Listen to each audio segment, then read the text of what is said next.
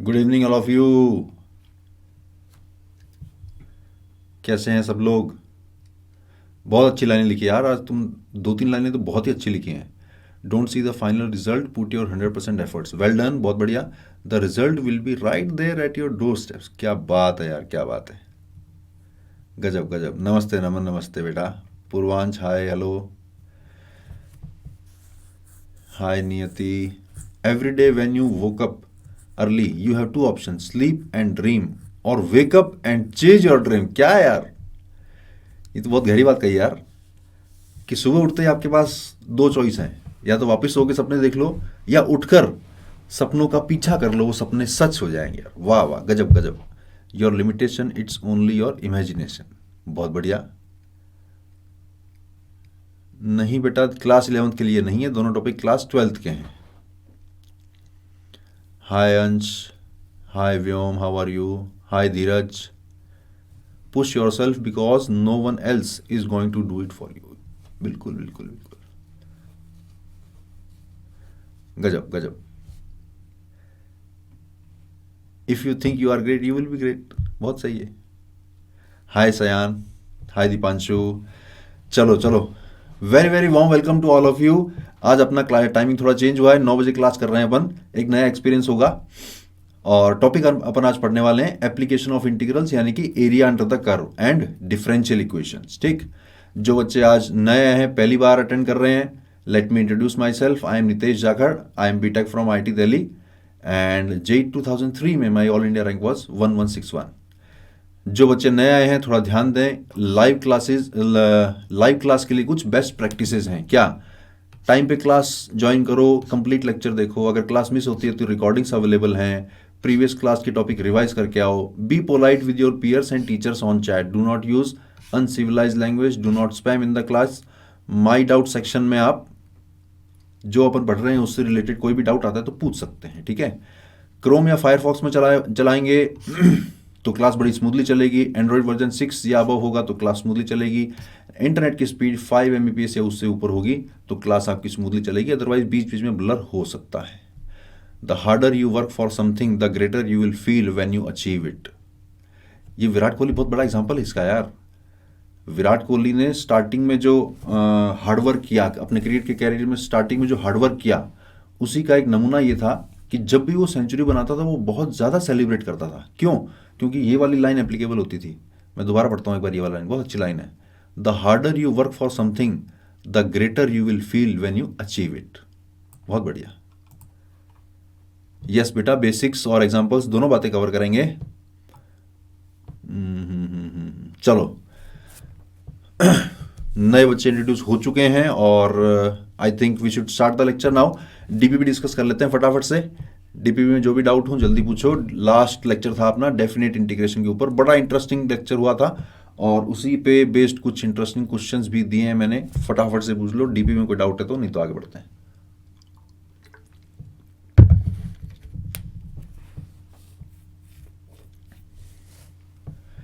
DPP में कोई doubt है क्या बेटा? नो, हो गई थी। और बाकी बच्चे, कल की क्लास मिस हो गई थी। मिस मत किया करो यार। तो नहीं है डीपी में कोई doubt? No doubt, no doubt. चलो फिर आगे बढ़ते हैं। आज अपन एरिया अंडर द कर्व और डिफरेंशियल इक्वेशन के जितने भी टाइप हैं वो सारे कवर करेंगे। चैट को मैं थोड़ी देर के लिए ऑफ कर रहा हूँ। क्वेश्चन नंबर 2 पूछा एक बच्चे ने। चलो क्वेश्चन नंबर 2 देख लेते हैं। चैट को मैंने ऑफ कर दिया। क्वेश्चन नंबर 2, क्वेश्चन नंबर 2 क्या कह रहा है देखो। क्वेश्चन नंबर 2 कह रहा है 0 से लेकर 3/2 तक और एक्स स्क्वायर का ग्रेटेस्ट इंटीजर, इसको इंटीग्रेट करना है। तो देखो ग्रेटेस्ट इंटीजर को दिक्कत कहाँ कहाँ आएगी, जब जब उसके अंदर वाली चीज इंटीजर बनेगी। तो x की वैल्यू अगर 0 से 3/2 है तो एक्स स्क्वायर की वैल्यू 0 से लेकर 9/4 तक आएगी। यानी एक्स स्क्वायर की वैल्यू जो है वो 0 से लेकर ये कितना बन जाएगा, 2 पॉइंट समथिंग बन जाएगा। एक्स स्क्वायर की वैल्यू अगर 0 और 2 पॉइंट के समथिंग के बीच में रह रही है तो इंटीग्रल वैल्यू क्या क्या आ सकती है? इंटीग्रल वैल्यू एक तो 1 आ सकती है और एक 2 आ सकती है। 1 कब आएगी? जब x की वैल्यू 1 होगी। 2 कब आएगी? जब x की वैल्यू √2 होगी। यानी हमें एक 1 पे तोड़ना है और एक √2 पे तोड़ना है। अब तो कर लोगे? जल्दी से बताओ चैट में। मैंने आपको एक्सप्लेन कर दिया कि इस इंटीग्रल को तोड़ना कहाँ कहाँ पे है। तो एक तो 0 से 1 तोड़ना है, एक 1 से √2 तोड़ना है और लास्ट में √2 से लेकर 3/2 तक ऐसे इंटीग्रेट करना है। हाय विष्णु, जीते रहो बेटा, जीते रहो। किसने पूछा था क्वेश्चन नंबर 2? डीई ने पूछा था। डी जल्दी से बता दो, क्लियर हुआ क्या क्वेश्चन? क्लियर, बहुत बढ़िया। चलो आगे बढ़ते हैं। तो चैट को मैं थोड़ी देर के लिए ऑफ कर रहा हूं। बात कर रहे हैं अपन एरिया अंडर द कर्व की। अगर क्वेश्चन में कहा जाए कि कोई फंक्शन है fx, उस फंक्शन और ordinate x equal to a और ordinate x equal to b और x एक्सिस से बाउंड होने वाला एरिया निकालो, तो क्या करेंगे अपन सिंपली उसको a से लेकर b तक इंटीग्रेट कर देंगे, क्योंकि अपन जानते हैं कि डेफिनेट इंटीग्रेशन जो होता है वो एरिया अंडर द कर्व देता है। लेकिन ये डेफिनेट इंटीग्रेशन कभी कभी नेगेटिव वैल्यू भी तो देता है, इसलिए सिर्फ डेफिनेट इंटीग्रेशन से काम नहीं चलेगा। हमें फंक्शन का ग्राफ भी बनाकर ये देखना पड़ेगा कि ग्राफ ऊपर लाई कर रहा है या एक्स एक्सिस के नीचे लाई कर रहा है या आधा ऊपर या आधा नीचे है। सपोज ये वाला एरिया हमने डायरेक्टली इंटीग्रेट करके निकाला तो इंटीग्रेशन की वैल्यू तो नेगेटिव आएगी, जबकि एरिया हमें पॉजिटिव इंडिकेट करना है। तो इसलिए एरिया अंडर द कर्व में आपको सबसे पहले हमेशा एक एक्चुअल ग्राफ बनाना पड़ेगा। रफली ग्राफ भी नहीं, एक्चुअल ग्राफ की ग्राफ एक्स एक्सिस को कहाँ काट रहा है, एक्स एक्सिस के ऊपर है या नीचे है, और जो एरिया निकालना है, सपोज ये वाला यहाँ पे अगर एरिया निकालना होगा तो हमें ये वाला पॉइंट फाइंड आउट करना पड़ेगा। सपोज ये पॉइंट x इक्वल टू सी आता है, तो मैं उस कर्व को a से लेकर c तक जब इंटीग्रेट करूंगा तो उस पर मॉडुलस लगाऊंगा, क्योंकि वो नीचे लाई कर रहा है, और बचा हुआ c से लेकर b तक यानी कि ये वाला एरिया, उस पे मुझे कोई दिक्कत नहीं आएगी, क्योंकि उसकी वैल्यू पॉजिटिव ही आने वाली है। तो काम की बात यह है कि जब भी एरिया अंडर द कर्व निकालना हो आपको ग्राफ बनाना ही पड़ेगा, डायरेक्टली इंटीग्रेट नहीं कर सकते। और ग्राफ बनाकर अगर कुछ एरिया नीचे आ रहा है तो उस पर आपको मॉड्यूलस लगाना पड़ेगा। ये बात क्लियर हुई कि नहीं हुई, जल्दी से बता देना मुझे, कब कहां क्या कैसे करना पड़ेगा, समझाना तू। चैट मैंने ऑन कर दी है, बताना कोई दिक्कत हो तो।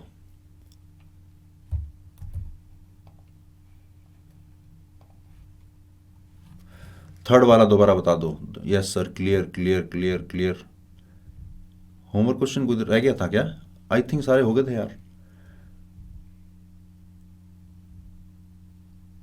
चलो थर्ड वाला मैं दोबारा बता देता हूं। सपोज साउंड आया, मतलब अभी तक साउंड नहीं आ रही थी क्या? आवाज वगैरह ठीक आ रही बच्चों? होमवर्क क्वेश्चन आई थिंक कोई मिस नहीं हुआ था यार। अगर मिस हो गया हो तो मैं नेक्स्ट क्लास में करा दूंगा, आज मैं भूल गया। पूरे फंक्शन पे मॉड लगा दे सर? नहीं नहीं नहीं नहीं नहीं नहीं नहीं नहीं नहीं, पूरे फंक्शन पे मॉड नहीं लगाना है। मॉडुलस लाल लेने से एरिया पॉजिटिव काउंट होगा। देखो यार, सपोज करो कि ये वाला एरिया, इसकी कुछ वैल्यू ए है और बाई चांस इसकी वैल्यू भी ए है। अगर आपने एरिया वाले क्वेश्चन को डायरेक्टली इंटीग्रेट कर दिया ए से बी तक एफ एक्स डी एक्स, तो इस इंटीग्रेशन की वैल्यू 0 आ जाएगी। क्यों? क्योंकि जितना एरिया एक्स एक्सिस के ऊपर है उतना ही एरिया एक्स एक्सिस के नीचे है। तो इंटीग्रेशन जब हम करते हैं तो ग्राफ अगर एक्स एक्सिस से नीचे लाई कर रहा है तो इंटीग्रेशन की वैल्यू नेगेटिव आती है, जबकि अगर एरिया पूछ रहा है तो हमें उसकी वैल्यू पॉजिटिव बतानी है। तो आपको ग्राफ देखकर ये पहचानना पड़ेगा कि ग्राफ अगर एक्स एक्सिस को कट कर रहा है, सपोज ये वाला पॉइंट है एक्स इक्वल टू सी पे कट कर रहा है अगर, तो इस क्वेश्चन के लिए आपको एरिया अंडर द कर्व निकालने के लिए पहले ए से लेकर सी तक इंटीग्रेट करना पड़ेगा। इस पे लगाना पड़ेगा मॉडुलस, ताकि नीचे वाला एरिया अब प्लस में काउंट हो चुका है। फिर करना पड़ेगा प्लस, फिर वापस सी से लेकर बी तक, तो सी से लेकर बी तक वापस इंटीग्रेट करना पड़ेगा एफ एक्स डी एक्स को, तब जाकर एरिया अंडर द कर्व निकलेगा। अब समझ गए क्या बताना? अब क्लियर है third part?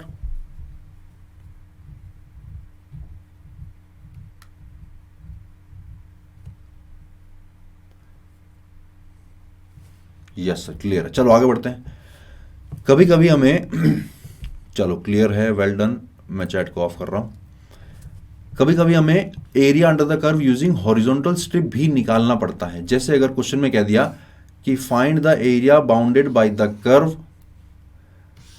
The line y equal to a and the line y equal to b. ऐसे में हमें y डिस्टेंस पर dy लेंथ की या dy विड्थ की एक पतली सी स्ट्रिप लेनी पड़ेगी और उस पतली स्ट्रिप का एरिया अपन क्या लिखेंगे, ये रेक्टेंगल बन रहा है ना एक, ये जो एरिया, ये रेक्टेंगल है ना, इसकी लेंथ कितनी है, x के बराबर, क्योंकि किसी y पॉइंट पर ये वाला पॉइंट x, y है ना, कोई जनरल पॉइंट, तो लेंथ तो x के बराबर हो गई और विड्थ dy के बराबर हो गई, तो हमें x dy करके निकालना पड़ सकता है और y की वैल्यू a से लेकर b तक वेरी करेगी। अगर क्वेश्चन में ऐसा एरिया पूछता है, कैसा, y एक्सिस के साथ वाला एरिया अगर पूछता है तो हमें x को इंटीग्रेट करना पड़ेगा, और अगर x एक्सिस के साथ वाला एरिया पूछता है तो हमें y को इंटीग्रेट करना पड़ेगा। वो y लिखा मैंने या fx लिखा, नॉर्मली यही तो बात है ना, y इक्वल टू fx, वही तो होता है सब। तो हमें y को इंटीग्रेट करना पड़ेगा a से लेकर b तक। ये दोनों बात क्लियर हुई हो तो मैं आगे बढ़ता हूं। कब कैसे, डिपेंडिंग ऑन क्वेश्चन हमें सिनेरियो डिसाइड करना पड़ेगा। और ये बात भी आप समझ गए होंगे कि ऐसा क्वेश्चन अगर करना पड़ा तो हमें finding x in terms of y find करना पड़ेगा, तब जाके हम उसको इंटीग्रेट कर पाएंगे। क्लियर है? जल्दी जल्दी जल्दी बाकी बच्चे क्लियर, बहुत बढ़िया बहुत बढ़िया बहुत बढ़िया। आजकल तुम्हारी समझदारी बढ़ गई थोड़ी सी। अब अगर पूछ ले कि भैया, जैसे पिछली बार उसने पूछा कि कर्व और x एक्सिस और ये दोनों लाइनें, इनसे बाउंड होने वाला एरिया बताओ, तो वहां पर दो चीजें थी, एक कर्व था और एक x एक्सिस थी। कल को ये पूछ सकता है कि दो अलग अलग कर्व दे रहा हूं, एक y equal to f x है और एक y equal to g x है, इनके बीच में बाउंड होने वाला एरिया बताओ। ऐसा भी पूछ सकता है, इन दो कर्व के बीच में बाउंड होने वाला एरिया बताओ। तो वो एरिया पहले डायग्राम के जैसा भी हो सकता है जब दोनों कर्व एक्स एक्सिस के ऊपर हैं, वो एरिया दूसरे डायग्राम की जैसा भी हो सकता है जब एक कर्व ऊपर है एक कर्व नीचे है या दोनों कर्व नीचे हैं, उससे कोई फर्क नहीं पड़ने वाला है। फर्क तब पड़ने वाला है अगर दोनों कर्व एक दूसरे को इंटरसेक्ट कर रहे होंगे, तब फर्क पड़ने वाला है। ठीक है, तो पहले और दूसरे केस में तो कुछ नहीं करना, पहले और दूसरे केस में तो इन दोनों केस में एरिया निकालने के लिए इंटीग्रल अपर कर्व यानी जो कर्व ऊपर लाई कर रहा हूं, जैसे ये एफ एक्स, तो एफ एक्स ऊपर लाई कर रहा है, अपर कर्व माइनस लोअर कर्व, अपर कर्व माइनस लोअर कर्व, यानी यहां पे अगर मैं कहूं तो एफ एक्स माइनस जी एक्स को इंटीग्रेट करना है, कहां से कहां तक, ए से लेकर बी तक, ए से लेकर बी तक एफ एक्स माइनस जी एक्स को इंटीग्रेट करना है। चाहे वो दोनों कर्व ऊपर लाई कर रहे हो, चाहे दोनों कर्व नीचे लाई कर रहे हो, चाहे एक कर्व ऊपर और एक कर्व नीचे लाई कर रहा हो, उससे कोई फर्क नहीं पड़ने वाला। आपको डायरेक्टली अपर कर्व माइनस लोअर कर्व करना है।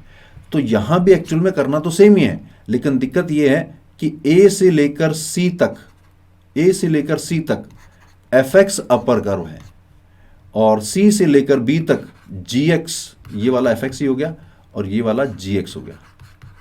यानी कि अपर कर्व माइनस लोअर कर्व की डेफिनेशन चेंज हो रही है, कुछ पार्ट में एफ एक्स ऊपर है और कुछ पार्ट में जी एक्स ऊपर है। तो हमें इंटीग्रल को तोड़ना पड़ेगा, पहले ए से लेकर सी तक, वहां पे अपन एफ एक्स माइनस जी एक्स को इंटीग्रेट करेंगे, फिर सी से लेकर बी तक जी एक्स माइनस एफ एक्स को इंटीग्रेट करेंगे। ये थी चर्चा किसकी, area between two curves. Clear हो गया हो तो जल्दी से बताना। हाँ, एरिया ऑफ ऊपर वाला फंक्शन माइनस नीचे वाला फंक्शन, कैसे भी बोल सकते हो, एक ही बात है। थर्ड वंस मोर, चलो थर्ड वाला पार्ट दोबारा समझा देते हैं। चलो थर्ड वाला पार्ट देखो दोबारा। आपसे पूछा गया कि दो कर्व एफ एक्स और जी एक्स के बीच में कितना एरिया बाउंड हो रहा है, तो आपको ग्राफ तो बनाना ही पड़ेगा, तभी तो पता चलेगा कि ये दोनों कर्व किस तरह से, कहीं इंटरसेक्ट तो नहीं कर रहे हैं। आपने ग्राफ बनाया, पता चला कि वो x इक्वल टू सी पे इंटरसेक्ट कर रहे हैं, तो आपको फिर से a से लेकर c तक का एरिया अलग निकालना पड़ेगा और c से लेकर b तक का एरिया अलग निकालना पड़ेगा। क्यों, ये इस तरह के ग्राफ है, एक ग्राफ ऐसा है दूसरा ग्राफ ऐसा है, तो ये वाला जो एफ एक्स है ये बाद में जाकर नीचे हो गया है और ये वाला जी एक्स जो है वो बाद में जाकर ऊपर हो गया है। तो अपर कर्व माइनस लोअर कर्व चीज तो अभी भी एप्लीकेबल है, लेकिन हमें ए से सी तक अपर कर्व कुछ और लेना पड़ेगा और सी से बी तक अपर कर्व कुछ और लेना पड़ेगा। यानी ए से बी तक इंटीग्रेट करेंगे हम, सपोज ये वाला अगर एफ है तो हम एफ माइनस जी को इंटीग्रेट करेंगे और फिर एफ माइनस जी, और फिर ए से बी तक नहीं, सॉरी, ए से सी तक, और फिर सी से लेकर बी तक जी माइनस एफ को इंटीग्रेट करेंगे। अब क्लियर हो गया? नहीं नहीं नहीं नहीं नहीं नहीं नहीं नहीं नहीं नहीं नहीं, area below x axis negative नहीं आएगा, वो अपने आप सब कुछ सेटल हो जाएगा। ग्राफ कैसे इंटरप्रेट करेंगे? ग्राफ तो यार उस पे आज की क्लास ग्राफ बनाने पे नहीं है, आज की क्लास एरिया फाइंड करने पे। देखते हैं क्वेश्चन किस तरह के आएंगे। जेईई मेंस लेवल के क्वेश्चन लूंगा मैं, ठीक है। इसमें आपको कुछ भी नहीं सोचना है कि एरिया नेगेटिव आएगा पॉजिटिव आएगा, अपने आप सब कुछ सेटिंग हो जाएगी। क्यों हो जाएगी यार? क्योंकि जब आप एफ को इंटीग्रेट कर रहे हो, सॉरी एफ को जब इंटीग्रेट कर रहे हो तो हे इतना इतना एरिया निकल गया, और जब जी को इंटीग्रेट कर रहे हो तो ये वाला एरिया निकला है लेकिन माइनस का निकला है, यानी इसकी वैल्यू कुछ नेगेटिव है। मैं चाहता हूं कि ये एरिया प्लस में आता, तो मैं बाहर एक माइनस लगा दूंगा ताकि ये वाली वैल्यू अपने आप जो नेगेटिव थी वो एफ वाले एरिया में अपने आप ऐड हो जाएगी। अब तो क्लियर हो गया ना? चलो और यही सिनेरियो दोबारा एक बार करना पड़ सकता है जब हॉरिजॉन्टल स्ट्रिप लेनी पड़े, यानी आपने दोनों कर्व के ग्राफ बनाए, ग्राफ ऐसे ना बनकर ऐसे बन गए, राइट साइड वाले इस टाइप के ग्राफ नहीं बने, ग्राफ ऐसे बन गए, तो उनके बीच में बाउंड जो एरिया होगा सपोज y इक्वल टू ए और b के बीच में, तो अब की बार आपको right curve minus left curve करना है। पिछले वाले में क्या करना था? Upper curve minus lower curve. अब की बार right curve minus left curve, इसको इंटीग्रेट करना है। बस इतना सा ध्यान रखोगे तो सारे क्वेश्चन हो जाएंगे। क्लियर? जल्दी से बोलना क्लियर, फिर क्वेश्चन करते हैं अपन एरिया अंडर द कर्व पे।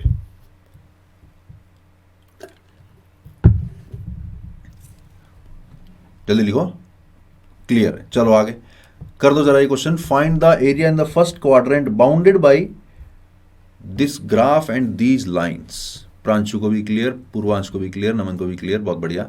निकालो जरा आंसर इसका। Find the area in the first quadrant. अच्छा, एरिया अंडर द कर्व का क्वेश्चन भी बहुत केयरफुली पढ़ना पड़ता है। कल कोई आपने इस तरह की इंफॉर्मेशन मिस कर दी कि फर्स्ट क्वाड्रेंट में ही पूछा था, पूरा नहीं पूछा था, तो गड़बड़ हो जाएगी। हाँ, थ्योरी डन हो गई यार। एरिया अंडर द कर्व की इतनी सी तो थ्योरी है कि डिफरेंट सिनेरियो में आपको एरिया कैसे निकालना है। बस ग्राफ ड्रॉ किए बिना कैसे पता चलेगा कि कहां से कहां तक वाला एरिया पूछा है और उसको कैसे निकालेंगे? ग्राफ ड्रॉ करना तो बहुत जरूरी है बेटा। सिंपल तो ग्राफ है, y equal to 4x square parabola बनेगा। निकालो निकालो निकालो।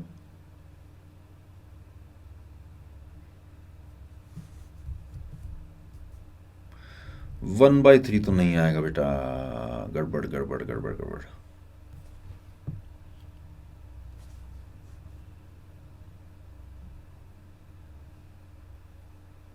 Seven by three is the correct answer. PP ने सही जवाब निकाला पहली बार में। देखते हैं और कितने बच्चों का आंसर आता है।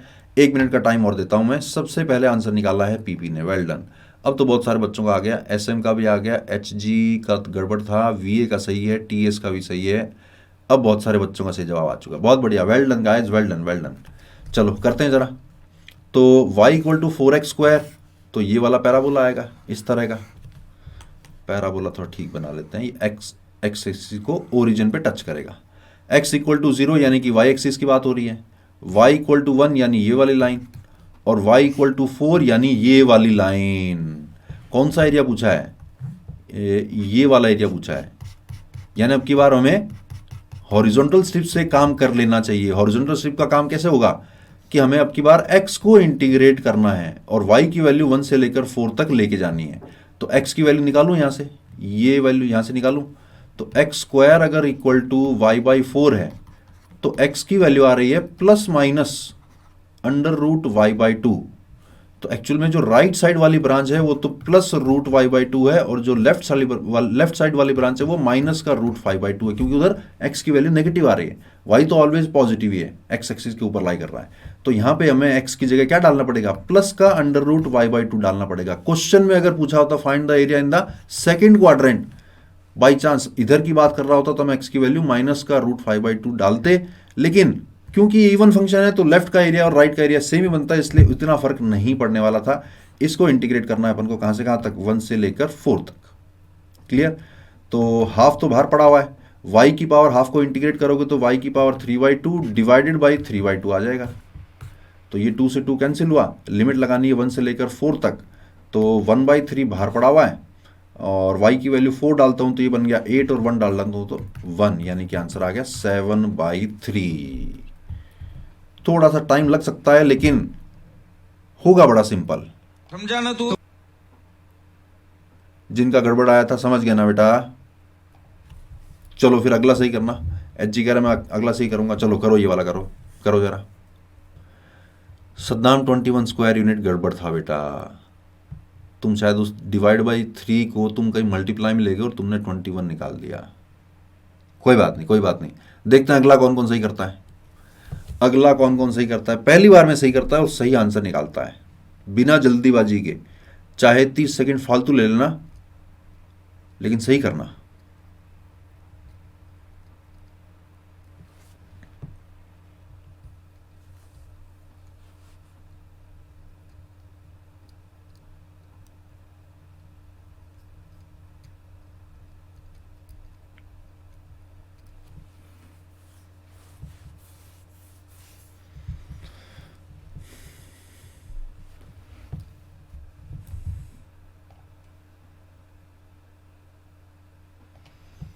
क्या कर रहे हो, कैसे निकाल रहे हो?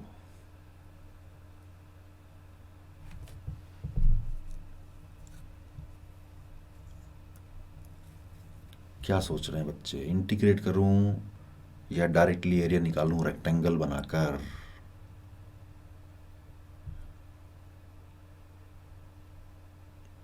और अगर इंटीग्रेट करूं तो किसको करूं, और जिसको भी इंटीग्रेट करूं कहां से कहां तक करूं? बच्चे बहुत सारी दुविधा में फंसे हुए हैं। 6 यूनिट नहीं दोस्त, ग्राफ से होगा यार। एरिया तो हर क्वेश्चन ग्राफ से ही होगा यार, ग्राफ तो बनाना पड़ेगा। या फिर ऐसा कुछ सुपर डुपर दिमाग हो कि इमेजिन कर पा रहे हैं ग्राफ को और हाथ से लिख रहे हैं कि अच्छा वहां से वहां तक इंटीग्रेट करना है। 5 भी नहीं आएगा यार। 0, हाउ कैन इट बी 0 यार?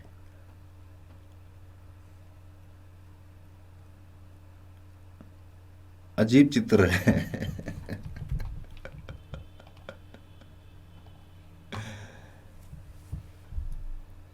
अजीब दुविधा है।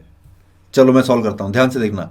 y equal to 1 minus x का मॉड लिख लूं, चाहे x माइनस 1 का मॉड लिख लूं, बात तो एक ही है ना। यानी कि चैट को ऑफ करना पड़ेगा, डिस्टर्बेंस हो रहा है मुझे। अब मैं एक्सप्लेन कर रहा हूं, देख लेना भैया। तो x माइनस 1 टाइप का जब भी मॉड बनेगा, जैसे मान लो y equal to mod x का ग्राफ बनाते हो, तो ये वाला बनता है ना, ये वाला, ये दो स्ट्रेट लाइन आती है, एक y इक्वल टू एक्स और एक y equal to minus x. By chance अगर x माइनस 1 का मॉड बनाना हो तो ये जो v शेप है ये as it is x equal to 1 पे शिफ्ट हो जाती है।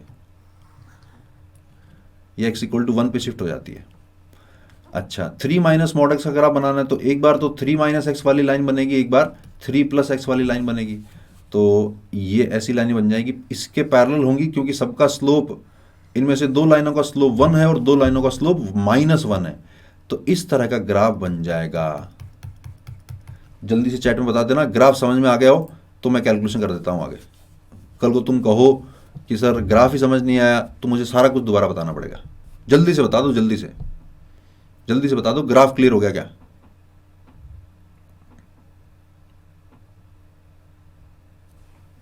Yes sir, yes sir, yes sir. चलो ठीक है, चैट को मैं ऑफ कर रहा हूं।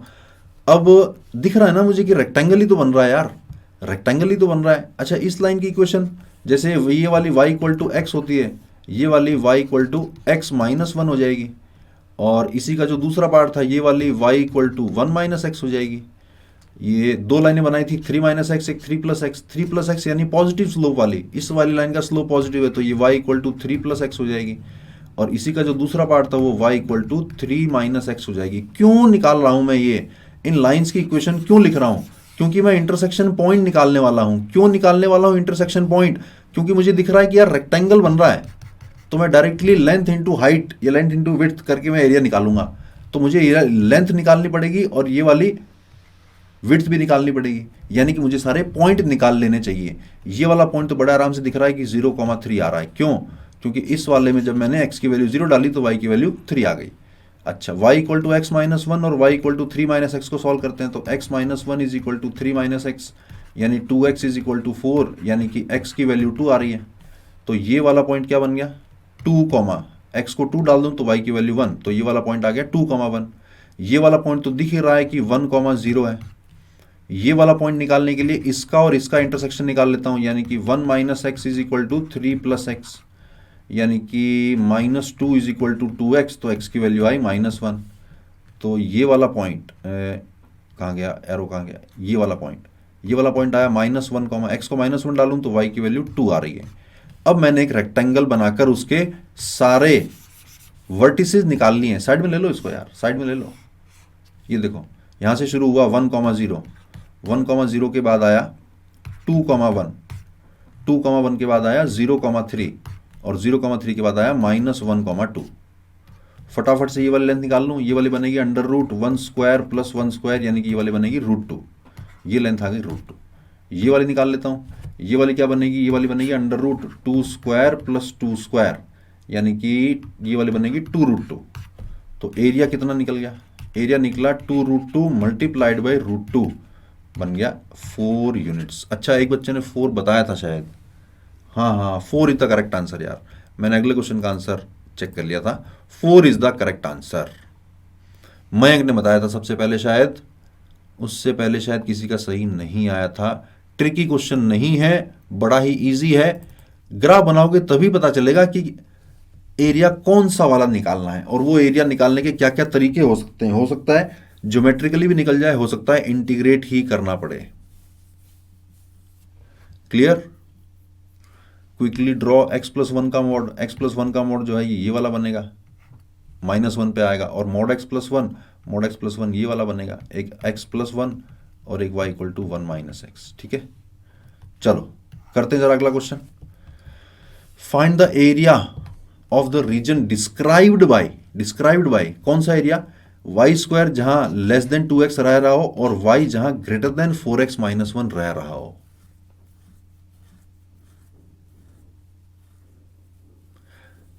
मैं जब पूछता हूं कि समझ आएगी नहीं, उस टाइम में चैट ऑन करता हूं यार। पहले मैं एक्सप्लेन करता हूं, फिर चैट को ऑन करता हूं, फिर पूछता हूं कि समझ आया कि नहीं, बता देना फटाफट।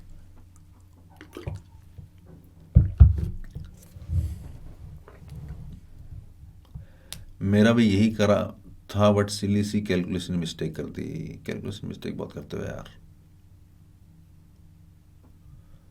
आर के क्या बोल रहे हो, 3 - mod x का क्या करूं?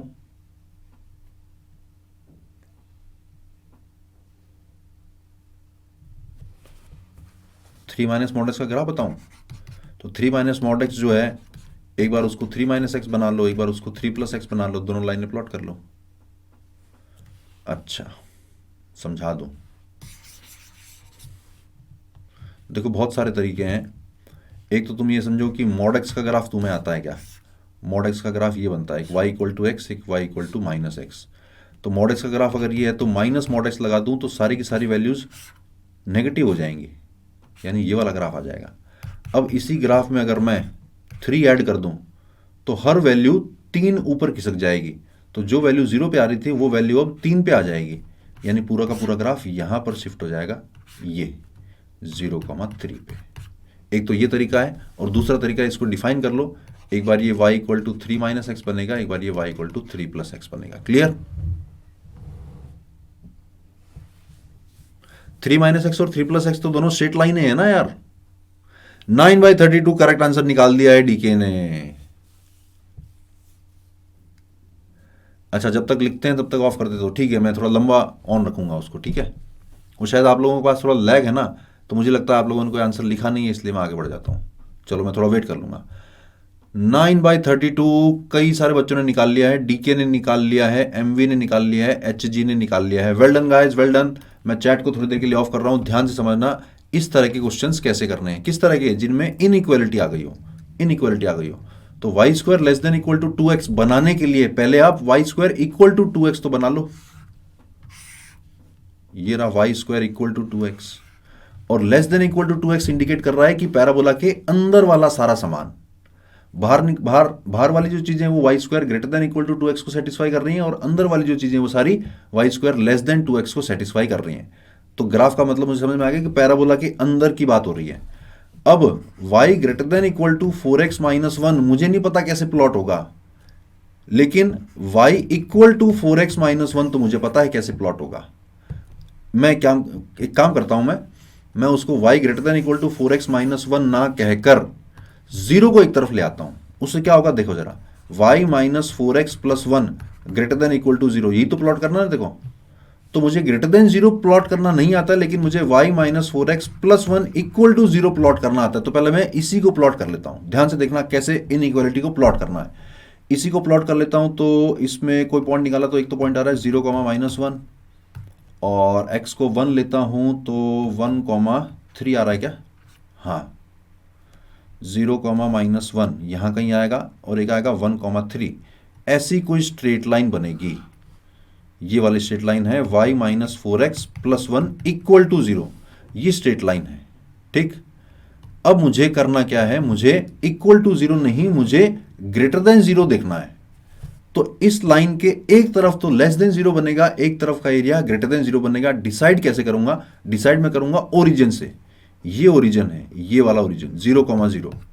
इस ओरिजिन को अगर मैं इस लाइन की इक्वेशन में पुट करता हूं तो क्या बनता है, ये बनता है 0 माइनस 4 प्लस 1। तो प्लस 1 0 माइनस नहीं 0 कॉमा 0 पुट किया तो ये बनता है 0 माइनस 0 प्लस 1। कुछ पॉजिटिव वैल्यू आ रही है इस लाइन में, इस वाली लाइन में 0 कॉमा 0 को पुट करने पर कुछ पॉजिटिव वैल्यू आ रही है, यानी कि इस लाइन के लेफ्ट वाले जितने भी पॉइंट होंगे वो सारे के सारे पॉजिटिव वैल्यू ही देंगे, इसके राइट में जितने पॉइंट होंगे वो सारे के सारे नेगेटिव वैल्यू देंगे। तो हमें क्या चाहिए, हमें ग्रेटर देन 0 यानी पॉजिटिव वाली वैल्यू चाहिए। तो ग्राफ क्या समझ में आया कि एक तो पैराबोला के अंदर का एरिया और इस लाइन के लेफ्ट का एरिया, यानी कि हमें जो ग्रीन शेड किया हुआ है ये वाला एरिया निकालने को बोला है। इसीलिए डायग्राम सबसे इंपॉर्टेंट होता है, ग्राफ बनाना सबसे इंपॉर्टेंट होता है, ये पहचानना सबसे इंपॉर्टेंट है कि यार एरिया कौन सा पूछा गया है। चैट को मैं ऑन कर रहा हूं, थोड़ा सा टिपिकल था ये, मैंने आपको इनइक्वालिटी वाला पार्ट समझाया है। इस तरह के क्वेश्चन भी जेईई मेंस में आ रखे हैं। दिक्कत हो तो बता देना, नहीं तो मैं आगे बढ़ता हूं, एरिया निकालता हूं फिर।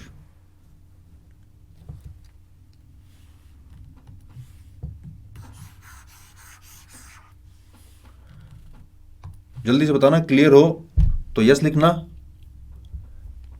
Please explain the area part. देखो मैंने ये कहा इनइक्वालिटी वाला पार्ट तो समझ में आ गया ना, कि पहला बोल रहा है कि y square less than equal to 4x, तो वो मैंने पहचाना कि पैराबोला के अंदर की एरिया की बात हो रही है।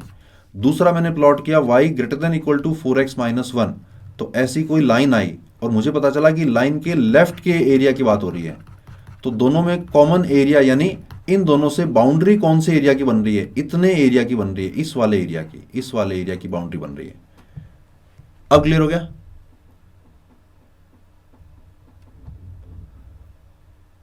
क्लियर हुआ क्या, जल्दी से बताना। एरिया मैंने कैसे डिसाइड किया वो मैंने बता दिया है। चलो स्ट्रेट लाइन वाला पार्ट एक बार दोबारा बता देता हूं, उसमें दिक्कत आ सकती है। स्ट्रेट लाइन क्या है, मुझे निकालनी थी कि y greater than equal to 4x minus 1 का एरिया क्या बनेगा। तो मैंने क्या कहा, मैंने कहा y minus 4x plus 1 greater than equal to 0 का एरिया क्या बनेगा वो डिसाइड करना है। तो मैंने कहा कि y minus 4x plus 1 equal to 0 बना लेता हूं। जब इक्वल टू 0 बनाया तो ये स्ट्रेट लाइन बन गई, ये वाली। इस स्ट्रेट लाइन के बनने का मतलब क्या है कि इस पॉइंट, इस लाइन पे जितने भी पॉइंट हैं वो इस इक्वेशन को सेटिस्फाई करेंगे, जितने भी पॉइंट है वो इस इक्वेशन को सेटिस्फाई करेंगे इस लाइन के ऊपर। तो इस लाइन के लेफ्ट में और राइट में जो पॉइंट है वो इस इक्वेशन को सेटिस्फाई नहीं करेंगे, यानी इक्वल टू 0 नहीं आएगा। इक्वल टू 0 नहीं आएगा तो या तो ग्रेटर देन 0 आएगा या लेस देन 0 आएगा। तो मैंने क्या किया, मैंने एक जाना पहचाना पॉइंट ओरिजिन इस लाइन में पुट करके देखा, तो ये आया 0 माइनस 0 प्लस 1। पुट करने पर कैसी वैल्यू आ रही है, पॉजिटिव वैल्यू आ रही है। 1 बनना ना, 1 1, यानी कि इस लाइन के लेफ्ट में जो भी पॉइंट होगा वो सारे पॉजिटिव वैल्यू ही देंगे, यानी कि लेफ्ट वाले पॉइंट्स ग्रेटर देन 0 को सेटिस्फाई करेंगे और राइट वाले पॉइंट्स लेस देन 0 को सेटिस्फाई करेंगे। तो उन दोनों के बीच का एरिया हो गया बाउंड, जो कि एरिया मुझे निकालना है। अब समझ में आया क्या?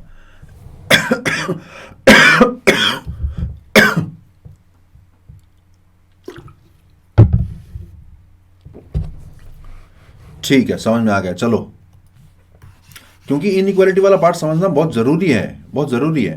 तो अब मेरे पास जो एरिया बना है, क्या करूं मैं, क्यों ना मैं right curve minus left curve कर दूं, बिल्कुल कर सकता हूं। या मैं अपर कर्व माइनस लोअर कर्व कर दूं। देखो ये अपर कर्व कहाँ गया, ये है अपर कर्व और ये वाला है लोअर कर्व। लेकिन मुझे चाहे अपर कर्व माइनस लोअर कर्व करूं, चाहे राइट माइनस लेफ्ट करूं, ये वाला पॉइंट और ये वाला पॉइंट तो निकालने ही पड़ेंगे। निकालेंगे क्या किसी ने? निकालेंगे क्या किसी ने? जल्दी से बताना। ओके, चैट को मैंने ऑन रखा हुआ है। ये वाले पॉइंट्स किसी ने निकालेंगे क्या? नहीं निकाले, मैं निकालता हूं, चलो। Y square equal to 2x और y equal to 4x minus 1, तो y की वैल्यू डाली मैंने 4x माइनस 1 का whole square is equal to 2x minus 1, तो बना 16x square minus 10x equal to 2x plus 1 is equal to 0। तो शायद ये 2x minus 1 into 8x minus 1 is equal to 0 आ रहा है, 16 माइनस, ठीक है। तो x की वैल्यू एक तो 1/8 आ रही है और एक हाफ आ रही है। तो ये वाला पॉइंट बना 1/8 कॉमा x को 1/8 डाला तो y की वैल्यू आई हाफ, और ये वाला पॉइंट x की वैल्यू हाफ डाली तो y की वैल्यू आई 1। अब मैंने अपना डायग्राम कंप्लीट कर लिया है, इंटरसेक्शन पॉइंट्स भी निकाल लिए हैं, ठीक। अब मैं इंटीग्रेट करने जा रहा हूं, तो मैं काम करता हूं, right curve minus left curve ले लेता हूं। राइट कर्व कौन है? ये लाइन है। लाइन कौन है? लाइन है y equal to 4x minus 1। तो राइट माइनस लेफ्ट को इंटीग्रेट करना है विद रिस्पेक्ट टू y। राइट कौन है? 4x माइनस 1 है, माइनस, सॉरी, हम राइट माइनस लेफ्ट कर रहे हैं ना, तो हम x की value in terms of y निकालेंगे, ठीक है। x की वैल्यू क्या आ रही है? x की वैल्यू आ रही है y प्लस 1 अपॉन 4। तो right curve is y plus 1 upon 4 minus left curve है पैराबोला। पैराबोला में x की वैल्यू क्या आ रही है? x की वैल्यू आ रही है y स्क्वायर बाई 2, तो माइनस y स्क्वायर बाई 2। इसको इंटीग्रेट करना है कहां से कहां तक?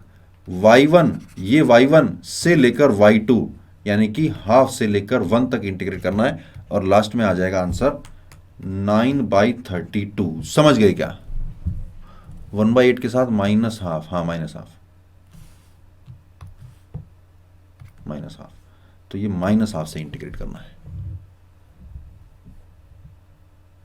आपने इतना फास्ट कैसे फैक्टराइज किया? उसकी तो चलो यार प्रैक्टिस है मेरी, आपसे फास्ट नहीं होता है तो कोई घबराने की बात नहीं है। सभी को, बच्चों को, लगभग सभी को इतना टाइम लगता ही है। एरिया अंडर द कर्व, कई सारे सिनेरियो करे अपन ने, क्लियर हुए तो अपन बात करें अब किसकी? डिफरेंशियल इक्वेशंस की। जल्दी से बताना, क्लियर। थोड़ा सा टिपिकल है ये चैप्टर, क्योंकि आपको ग्राफ भी बनाना है, एरिया भी पहचानना है, और एरिया को कैलकुलेट कैसे करूं, कहां से कहां तक, किसको इंटीग्रेट करूं, वो भी पहचानना है, और लास्ट में इंटीग्रेट करते टाइम भी कोई मिस्टेक नहीं करनी है, ठीक है। समझ आ गया? चलो फिर आगे बढ़ते हैं, डिफरेंशियल इक्वेशंस की बात करते हैं। देखो अपनी पूरी दुनिया की कोई भी चीज है, हर चीज कोई ना कोई डिफरेंशियल इक्वेशन फॉलो कर रही है। हमारा खून जो हमारी बॉडी में बह रहा है, वो भी कोई ना कोई डिफरेंशियल इक्वेशन फॉलो कर रहा है। धरती जो सूरज के चारों तरफ घूम रही है, वो भी कोई ना कोई डिफरेंशियल इक्वेशन फॉलो कर रही है। क्योंकि डिफरेंशियल इक्वेशन एक्चुअल में क्या, आपको हर मोमेंट, मतलब एक कंटिन्यूअस चीज बताती है कि everything is changing at every instant. जो भी इंस्टेंट आप इमेजिन कर सकते हो, हर इंस्टेंट पे हर चीज चेंज हो रही है। तो डिफरेंशियल इक्वेशन बताती है कि वो चीज कैसे चेंज हो रही है, उसके चेंज होने का रिलेशन क्या है, वो डिफरेंशियल इक्वेशन है, ठीक। तो सबसे पहले बात आती है order of differential equation. Order is the highest differential appearing in A differential equation. Suppose d2y/dx² appear हो रहा है, या मैक्सिमम d5/dx5 अपीयर हो रहा है, तो उसकी डिग्री, सॉरी ऑर्डर हो जाएगा उसका 5 order. Degree of differential equation क्या होता है? It is the degree of the highest order derivative present in it after the derivatives are cleared of radicals and fractions. ये बात आपको क्लियर होगी, फटाफट देना, फटाफट बताना। हाँ, जेईई मेंस में एरिया के क्वेश्चन ऐसे ही आएंगे बिल्कुल। मुझे नहीं पता यार, मुझे नहीं पता श्रोडिंगर वेव इक्वेशन क्या है। मैं आपसे ही पूछ रहा हूं कि ऑर्डर और डिग्री, ये दोनों तो बेसिक चीजें, ये तो क्लियर होंगी ना, फटाफट बताओ। ये दोनों चीजें तो क्लियर होंगी, यस। तो जरा बता दो ऑर्डर और डिग्री। इस डिफरेंशियल इक्वेशन की ऑर्डर और डिग्री बता दो जल्दी से, बहुत ही आसान सा सवाल है।